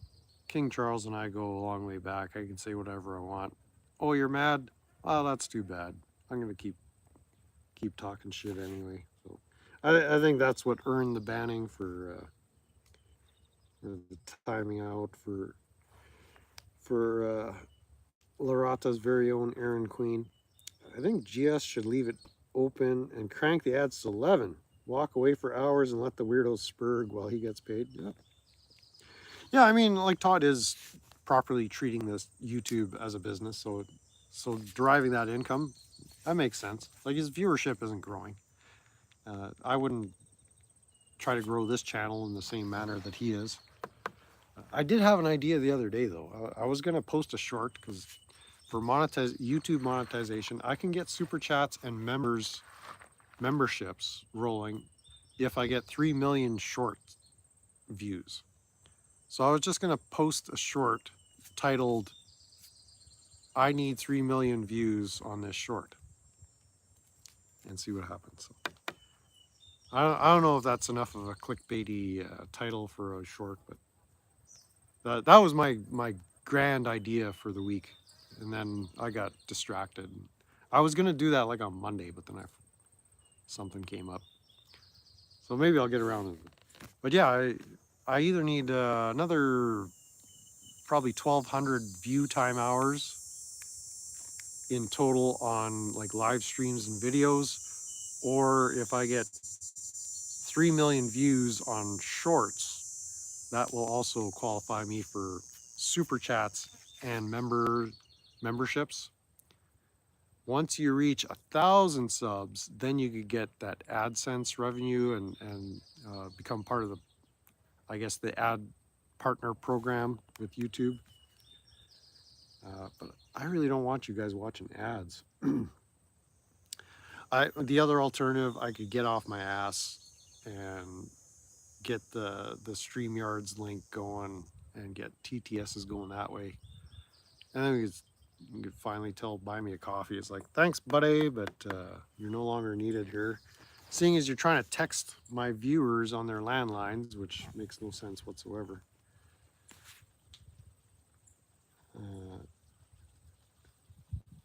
If GS wants a troll free zone, well, yeah, GS is Larata adjacent. I think it might have been you, Q, the audit, said GS is kind of our Larata stepfather at this point.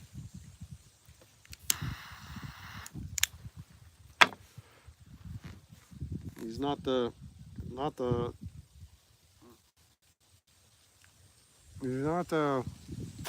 sorry,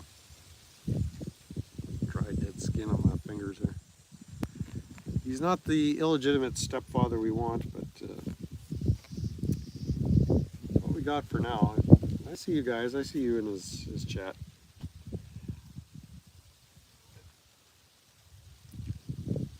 Scal has you hidden. Yeah, seeing Rough stressed out has its value. I mean, I do want to see his demise. I'm not gonna try to hide that fact. Like he is a fucking idiot. And whether he's got a nasty one coming or he's just tormented by his own sense of lack and the void, the black pit that is his soul, that vacuum, that emptiness, I don't know. From now on, I will repost all of Secret Scal's messages you can't see. She can't block me because you can just fester up a new sock and away you go. I have the image of him walking around in high heels. All right.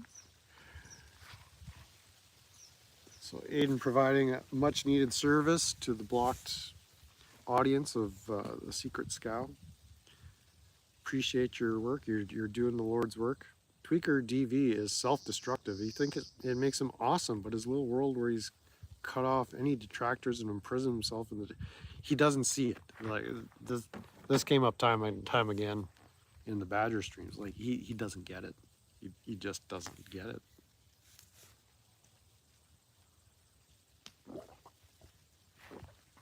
He doesn't get that he's the butt of the joke. And that's not a reference to his butt or butt phones or his ass or anything. He is the joke. Need to figure out your Sockula game. All right, we might have to get Aiden to do a might have to do a sock workshop through Aiden's channel. Concerned citizen loves him. Yeah, it's like that. That's kind of what disturbs me. It's like, how does a random YouTube user come across Christopher Dane Ruff's material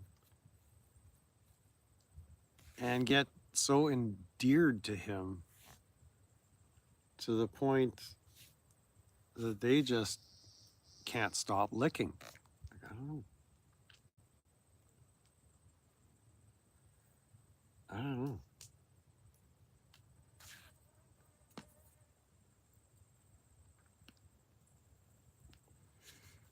Stoff says, best I can do is a couple of old devices, 2 channels on each, and then delete and start over when they get banned everywhere. So, well, really for YouTube, you just need email accounts, right? So I guess if you want to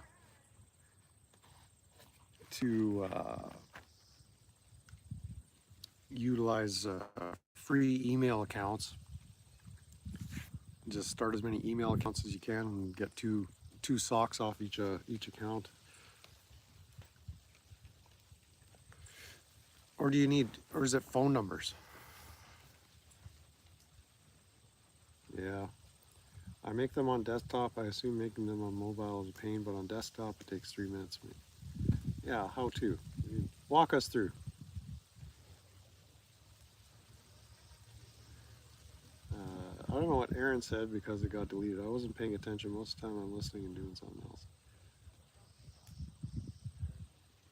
Yeah, from what I understand, it was Aaron just being his usual self. He got under somebody's skin and earned a banning. So as of late, I've just been using the iPhones for YouTube. It's too much of a pain in the ass to keep my laptop charged up. I've hardly run the generator. Once the sun goes down, it's not like I got anything going that I need a bunch of power, so I just charge up the battery packs and yeah, keeping the. I haven't been doing a lot on the laptop or desktop at all.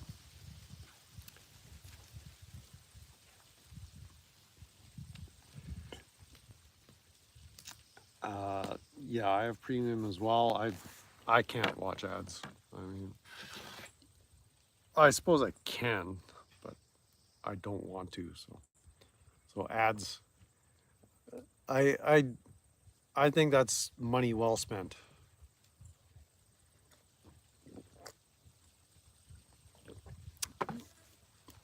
Just since YouTube started out as a legit organic way for creators to provide content ad free, and then like the rest of the internet model is we need to sell people stuff. So I don't know if it was prior to Google acquiring YouTube or after, but YouTube just completely got destroyed by all that ad bullshit.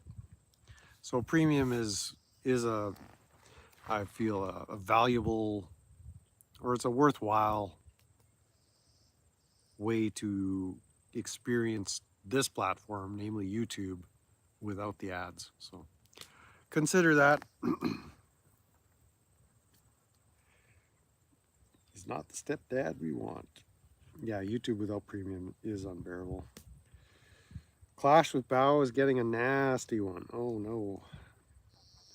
How's the weather over in Iraq there? I heard your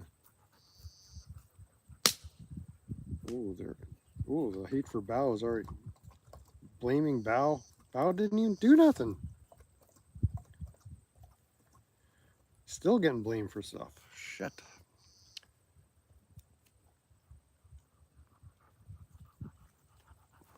Maybe Aiden, you could provide like a clearinghouse service. Like maybe here you go, Aiden. Here's a $1 million idea. Click on this link and Aiden will send you 5 socks of various sizes. You don't have to do nothing. You just give Aiden 33 cents or something for every sock, and boom. I need 5 socks, I need 10 socks, I need 30 dozen socks, and you could do all the work for them. Just set it up, boom, sock away. Like rather than actually forcing people to take the initiative themselves, you could just, that could be a little side hustle. Sock manufacturing. We missed the badger face. Well, the face, I don't know if I missed that much. That Aussie scowl on DV's channel. Time me out the only time. Aussie? Oh, yeah. Karma's a bitch. Bitch. I've been blocked by direct VD. Don't go on my Facebook account where I've been lately. There were so much ads. Yeah, apparently there's YouTube in Iraq. I think the internet is worldwide.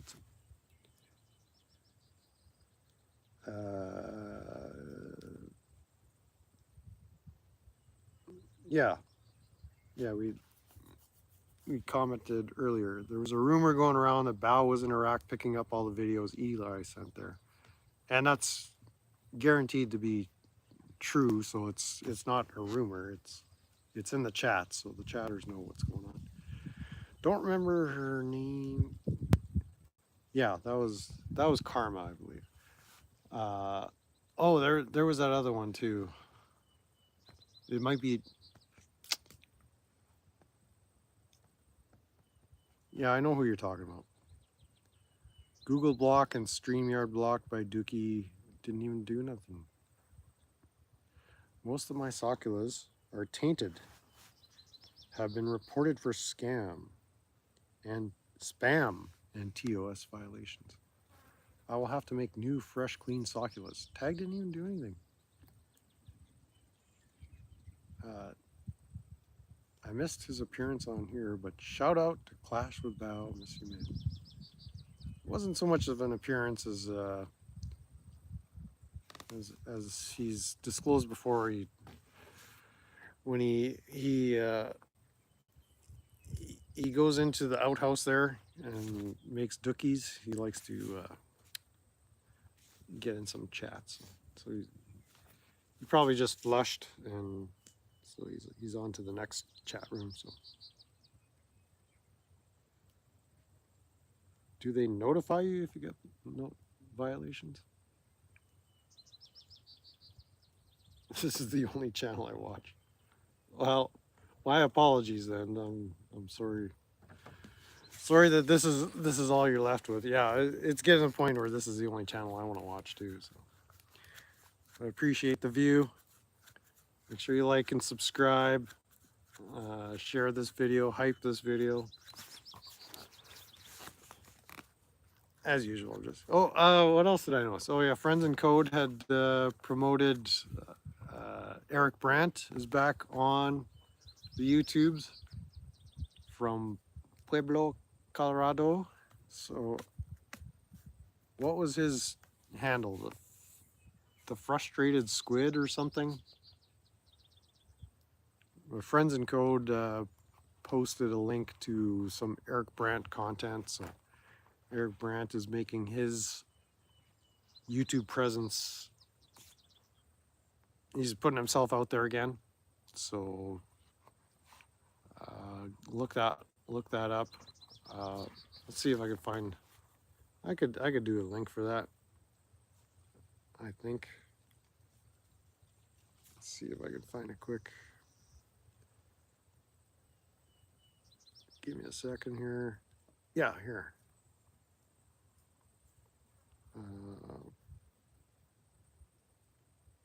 Nope.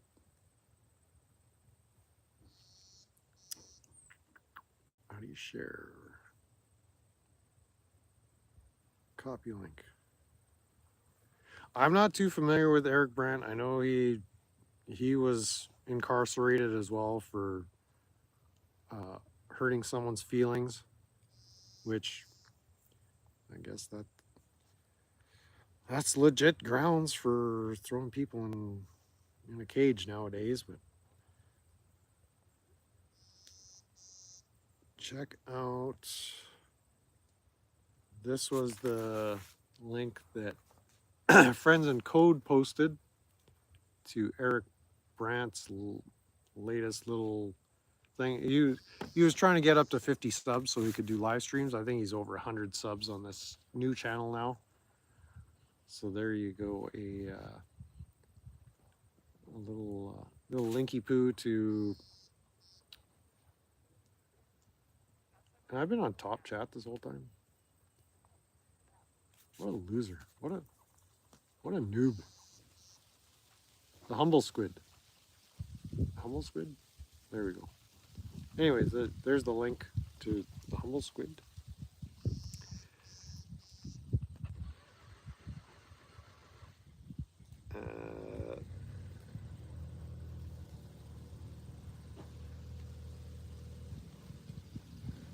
What else? I have to double, triple check, delete certain areas.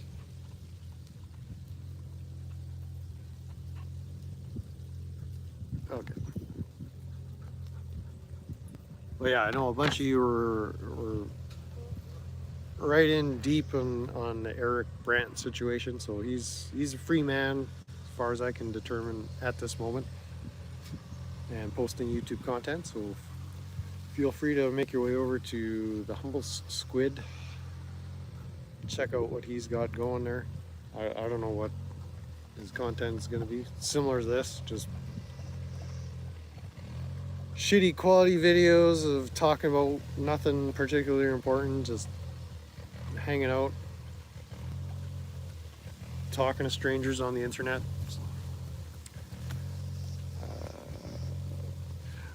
But yeah, getting back to my stupid situation here, it's here we are last week of July, I guess, somewhere close to last, it was like what, 24th of July, 25th of July. I lost a whole day here. So 25th of July, it's almost looking like we're not even going to start this home build here. We're probably going to get some power run to the property, and by we I mean the owner, not me. I'm not a linesman for the county or anything like that. Well, yeah, shout out to Bao and the members only stream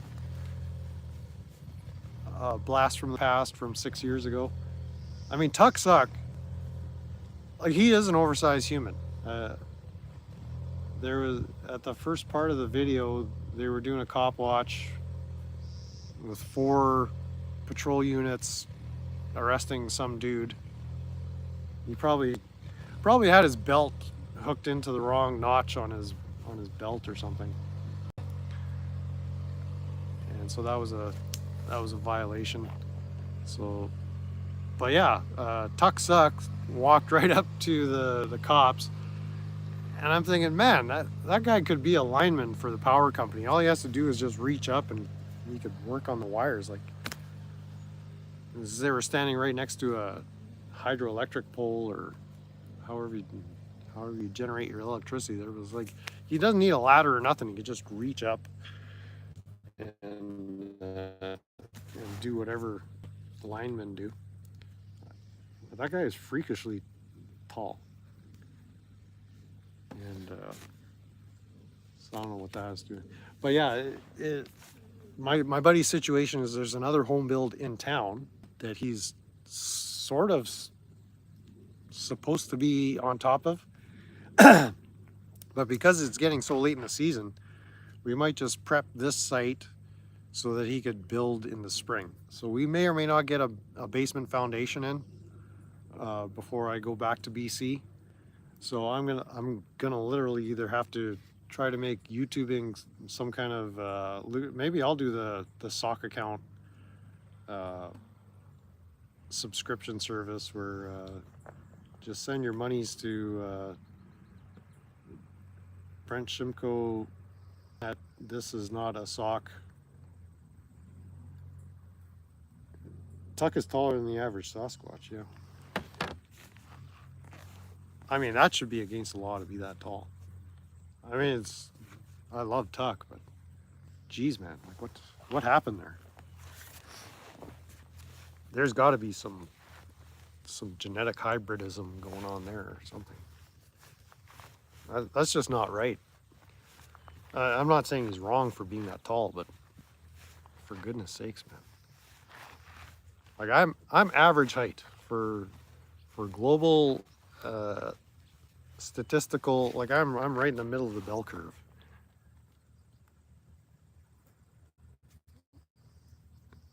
What the heck is this? Sorry, some notification came up that made no sense. If there's a bell curve for human male height, like I'm like at right average as average can be. For hair length, I'm probably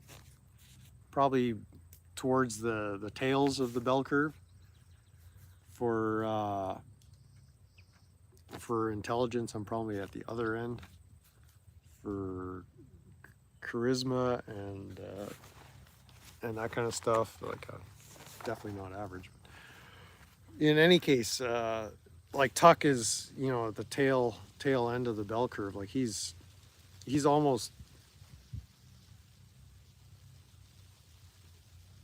he's not in the top quartile. He's like at right at the very last little squiggle below the x-axis under the distribution curve there.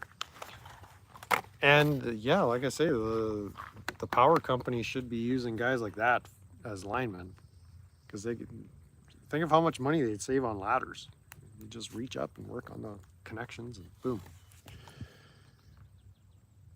But yeah, I've got to start taking some stuff in from my storage unit, take it to auction, get some cash flow going here. The idea in coming back here was to kind of take care of some business that was unfinished, namely the divorce filing, which seems to be in process. I had to get my CDL Class 1 license back by doing a medical exam. So I'll be looking at scheduling an appointment to get that paperwork filled out. It's just kind of a routine physical. When it came time to renew my medical exam requirement, it was right during the middle of COVID. And I saw the way they were treating truck drivers. I'm like, I'm not going near any doctors. So my CDL expired, but you're given a grace period of like 3 years or 5 years from the time it was due to get your license reinstated. So I'll get that. Not that I plan to drive truck, but it's a handy thing to have.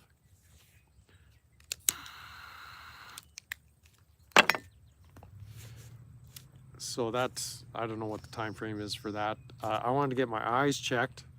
I wanted to get a dentist appointment because I had a cracked tooth that like 20 years ago, I want to say, almost 20 years ago, I had a couple of wisdom teeth pulled on this side, and ever since that wisdom tooth extraction, the molar next to it was always in rough shape, and it ended up cracking last fall, like during my Tweekah trip through the US. That I guess there was a hairline crack and it actually broke off, so I had part of this exposed tooth. I guess the enamel had grown back enough that there wasn't any nerve exposed. But just before I came back to Manitoba, about a week or two, that molar that cracked, it started getting loose. So it's been getting looser and looser. I had a little bit of pain, but I disinfected it, and it's kind of slowly dying and working its way out where I won't have to hire a dentist to extract it. So I'm just waiting for that to fall out. Yeah, I don't think they do the finger in the booty trick. Maybe, I don't know.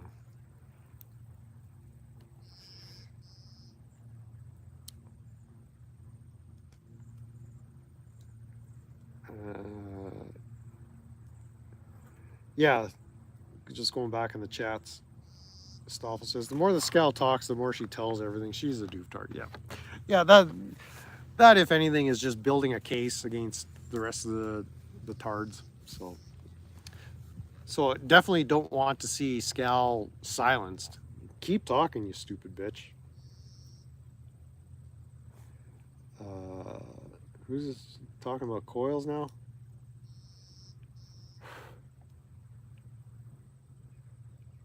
Yeah, engine problems, Sakala.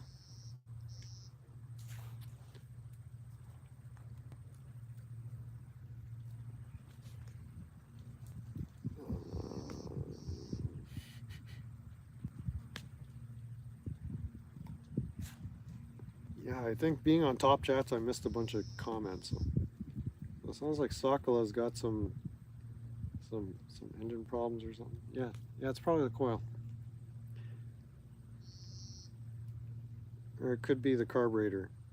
Or maybe it's the pistons. Did you check the oil?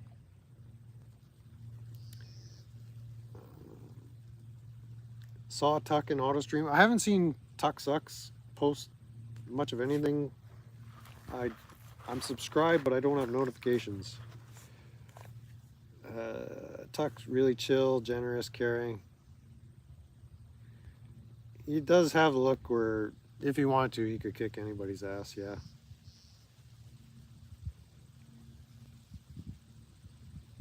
Hitman card, tooth. So yeah, this tooth, I don't think I'll have to deal with it. It's just a matter of letting it wiggle its way out. Feel like a kid again.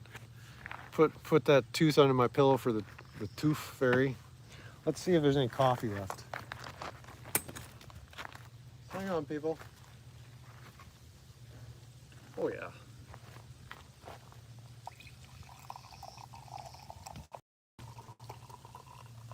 Yeah, you guys keep an eye on Max while I go make room for this next coffee.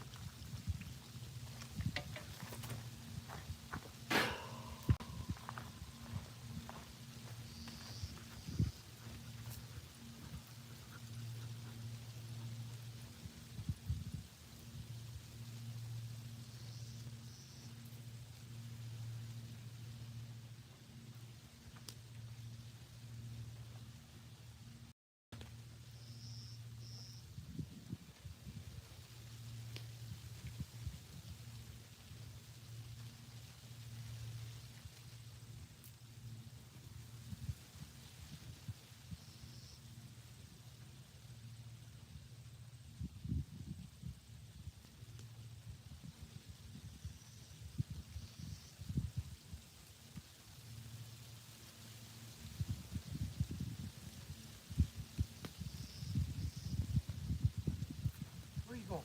What are you doing, Max?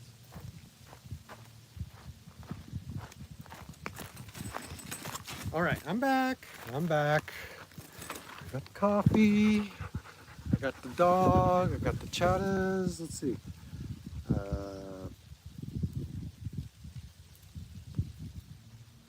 Recently applied for the Canadian Dental Care Plan. I'm going to make the government pay for my tooth's repairs. Apparently they got a drug now that they're experimenting with that grows adult teeth in the human species. So I don't know if I would love to see this tooth grow back. Maybe there's a third tooth pushing this one out. Maybe I'll just grow another tooth. I think that's an adult tooth. Q's replay of the Scal stream was great. Reminder of how stupid she is. Well done, Batty. Yeah, I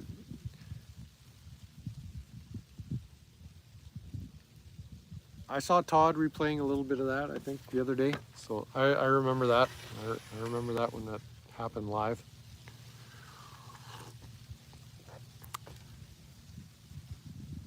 But yeah, just gave a little glimpse into the cray-cray mentality that's underneath all that freaky, undignified tweakiness.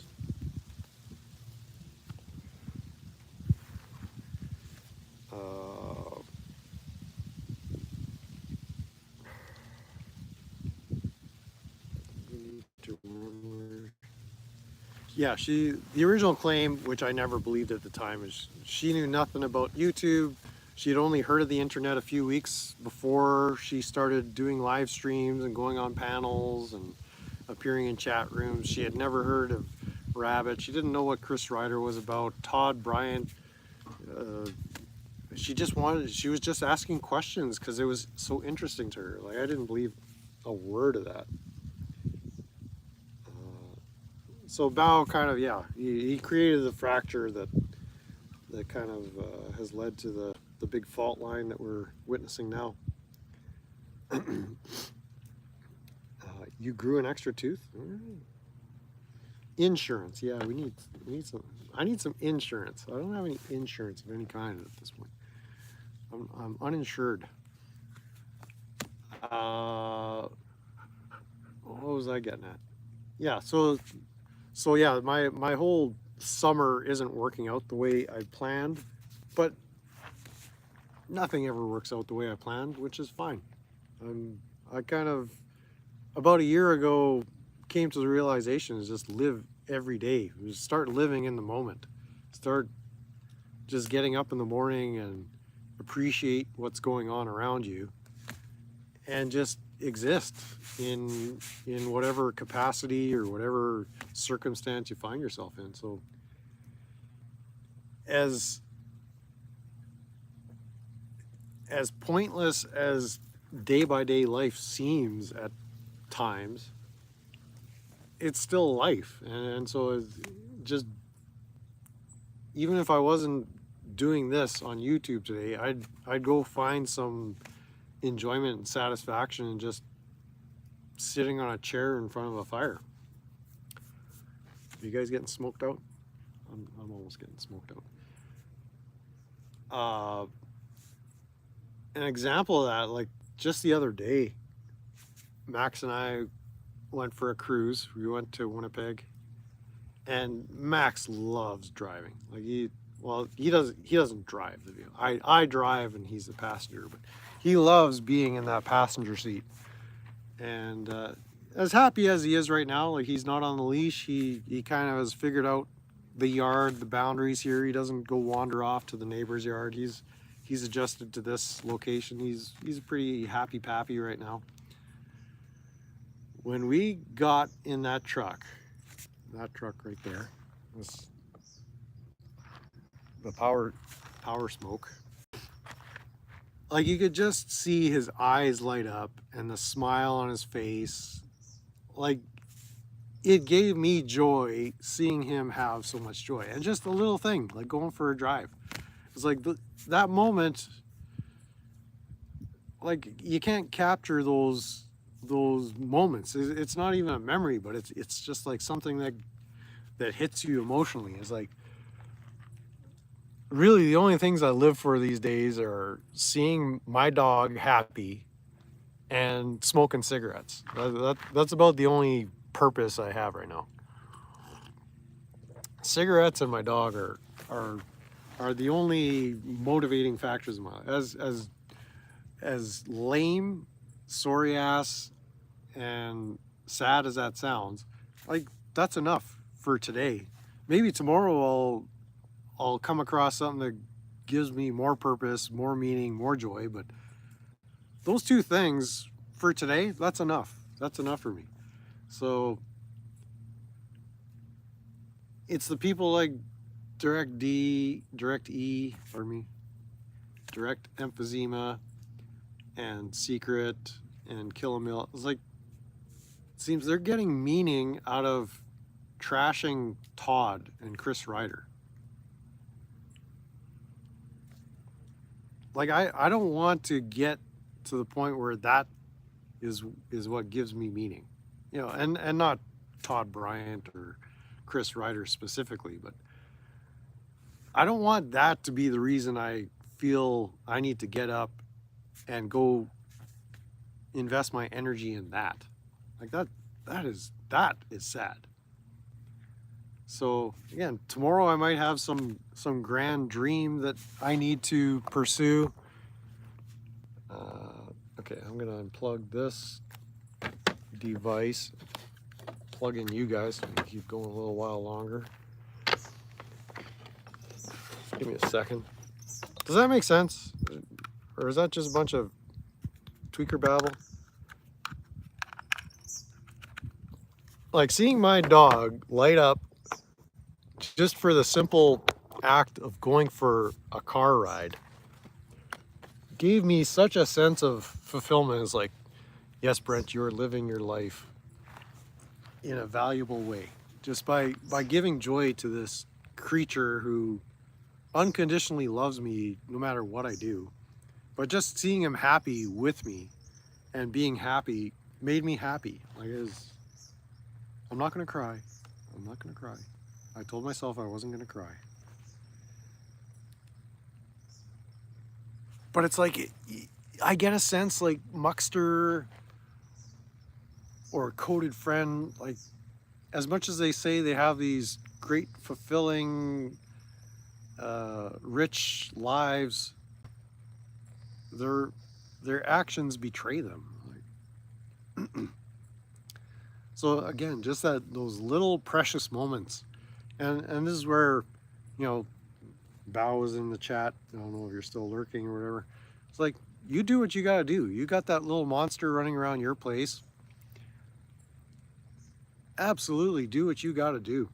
All of us, like, find those special moments, those experiences that, for crying out loud, this is just YouTube. This is a bunch of strangers saying La Rata, you know, having some fun, but this is not real life.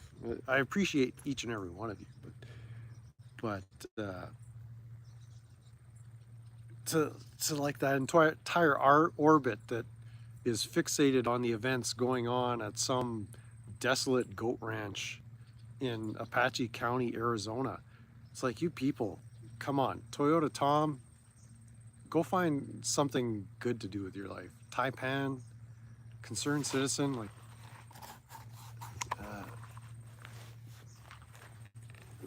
I mean, it's cliche, go touch grass, right?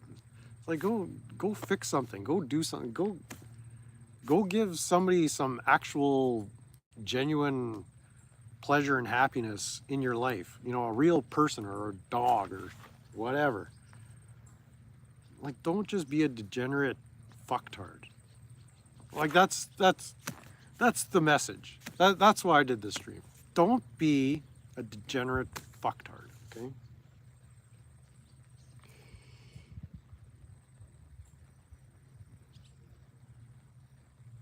Is that legit, or am I just talking tweak babble?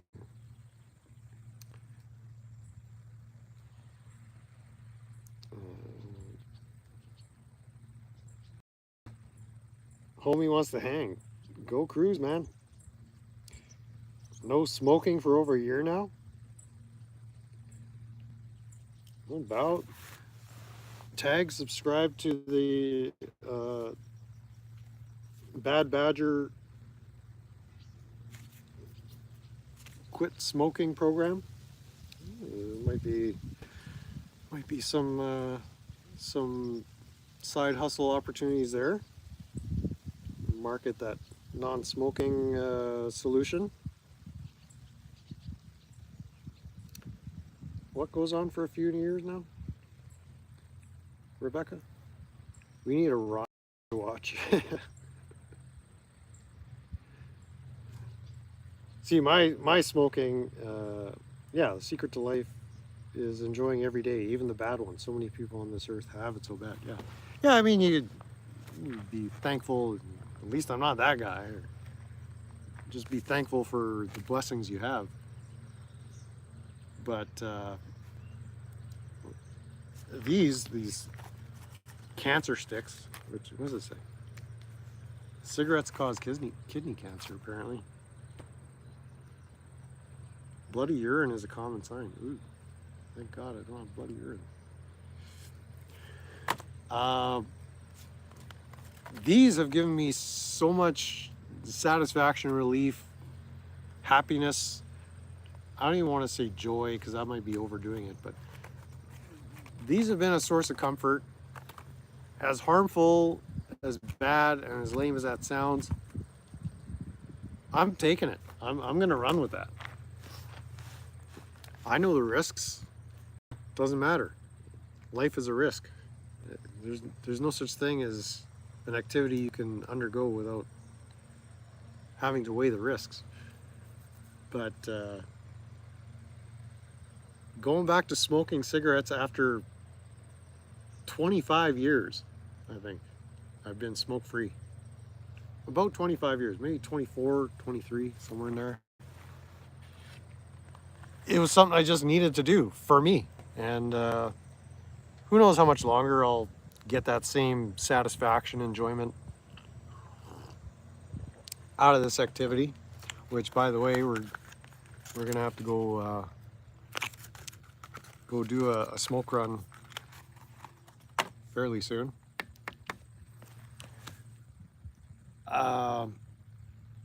It's enough. It's enough. So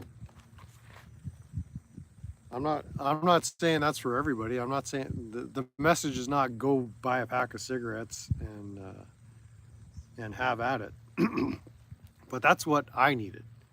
So I'm happily in that swirl of being a non-smoker, going to a smoker, and just taking every last molecule of enjoyment that I can out of it.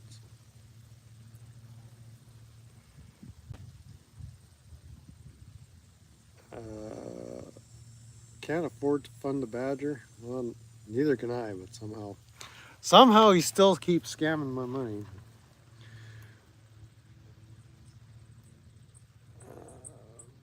Coded friend with all his millions, I think you're talking about.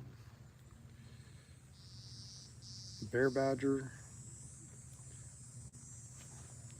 SIGs was one of the hardest kicks.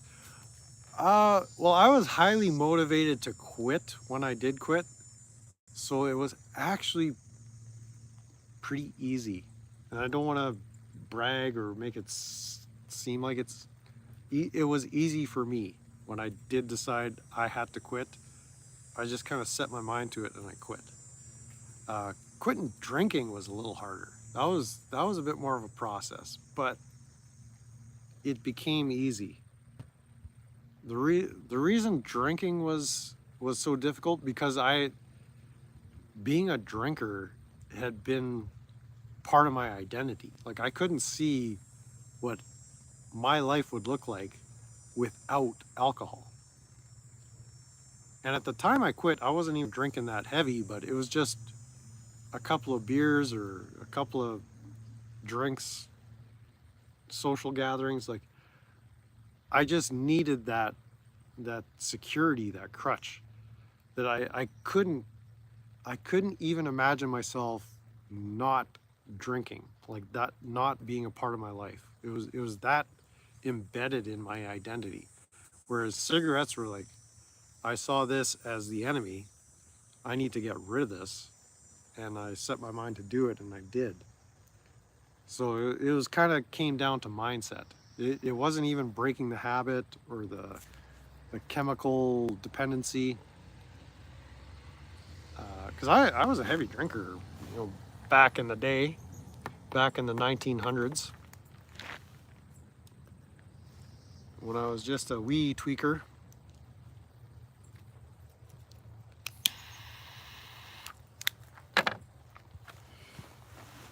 But now cigarettes is like, okay, I'm a smoker, but this may come to the point where my feeling toward this changes dramatically. Like I do a full 180. It's like, okay, this has got to go. And once I declare war on this, it's gone. But yeah, not to brag, but giving up cigarettes was fairly easy the first time. Yeah, voodoo. The power of voodoo to end the smoking habit. You re-up the Smurf watch, man. Well, Bao has it set up so somehow I just keep getting scammed, and I don't even know how it's happening. It's just suddenly the money is in his account. I don't even know how that happened. You're selling feet pics. Cue the audit. All right. You got a link. I can set up a link if you need to set up your online store. Val used to smoke and then got caged for being a free range man, free range tweaker. Bao took that torture and bettered himself health-wise. Jail doesn't make people better. People make themselves better. Yeah, yeah. Oh, so you traded smokes for scam? That's legit. Uh, just personally, health-wise too. I find I'm I'm not starving myself. Like I've got food. I can keep myself fed. I just find I'm eating a lot less, especially in the last 2 months or so. So like not showing off the abs, but there's a there's a bit of a bulge there. It's not exactly the six pack or anything. It's kind of a dad body. Sorry to subject you to that belly shot. But this thing was kind of, it looked like I had a few puppies in there. So just cutting down on the calories. Maybe it's appetite or something. I don't reach for food mindlessly. Now it's like I'm sort of, I could eat right now, but I don't have to. So I'm not going to. So I've lost a little bit of the belly fat, which is going to be good for the golf swing. Like I mean, I could go the John Daly route with the 22 Diet Cokes and four Big Macs a day, and try to build my golf game using that kind of health regimen. And a couple of bottles of Jack Daniels every day, but I think having a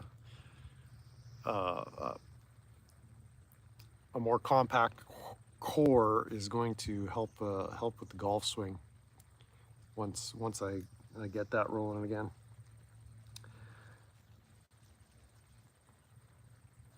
Yeah, the money part of the cigarette, like what I need to do, well, not need to do.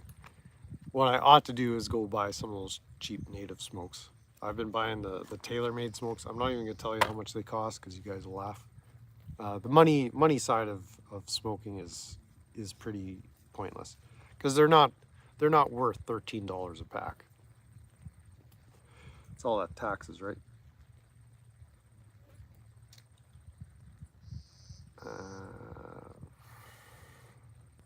Oh, you clipped the belly shot? Nice.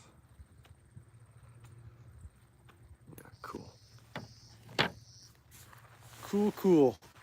But yeah, I've been feeling better just overall.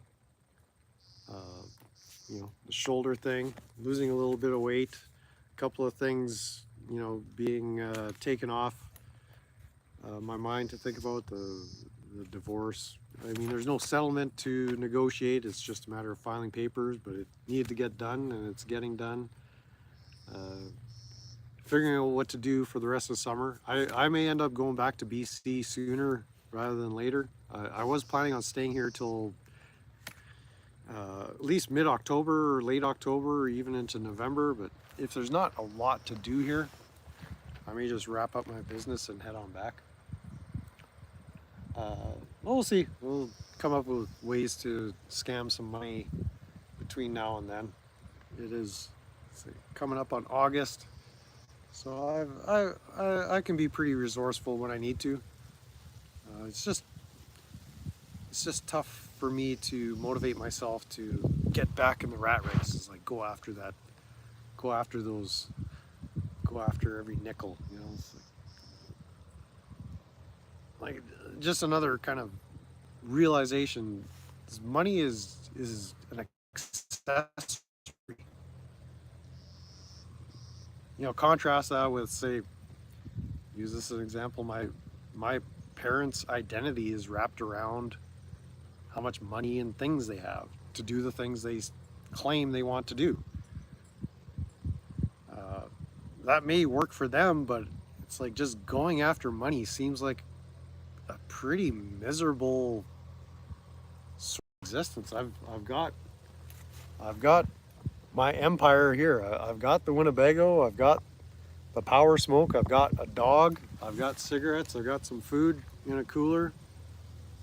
Like, how much money do you really need to live? And I've created my circumstance so that I can live pretty cheap.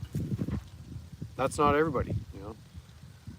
Using badger as an example, you got a wee badger to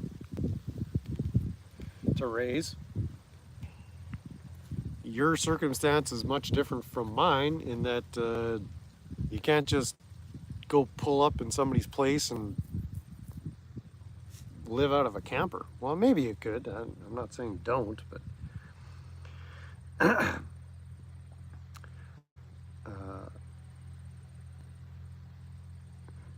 if I had all the money back that I spent on booze, cigs, weed, and precious cocaine, I would be so damn rich. Yeah, you'd be spending your money on sock accounts. So I've had that conversation with myself. What if only. But without all that money wasted, you know, it's not wasted because you learn something from that, I think, is where to find value and the value you want to invest in. So if you discovered that cigarettes, booze, and hookers and blow is not where you wanted to invest, you learned something, which is good. Learning is good. Hopefully this has been a learning experience, tweaky, fun, and somewhat educational. Bone broth, rice, Greek yogurt, eggs, good for your gut. What? What the hell? Sokola. That's Tweekah talk. Bone broth, rice, Greek yogurt, and eggs. Is that what you're eating? Wow. Yeah, like, not everybody can just find a place to chill and just not have responsibilities. I've kind of eliminated a lot of responsibilities from my life. I'm responsible for my dog and finding a way to secure my next pack of smokes. Those are my responsibilities at this point.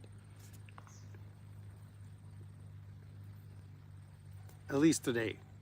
Tomorrow it might look different. But for crying out loud, folks, find some enjoyment in the things you're doing.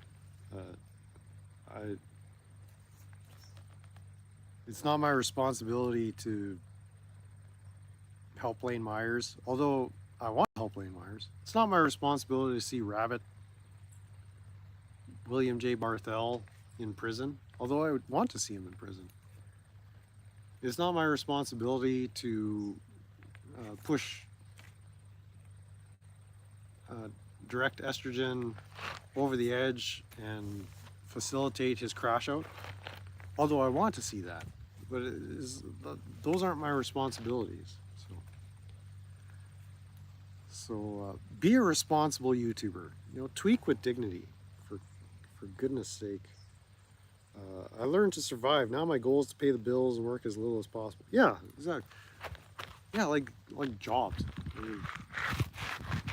There's a time and place for jobs, but you're really just trading your life energy for dollars. So if you need dollars to trade for something that you need, well, that's a legit motivation. But just working for the sake of work, I try to do as little as possible to get by. Again, because I don't derive my identity through accumulation of wealth and money. Money is just an accessory. It's a tool that I use to get things I need, not necessarily all the stuff I want. At this point, I need this, I need Max, and I need to keep him fed. So I'd rather buy dog food for him than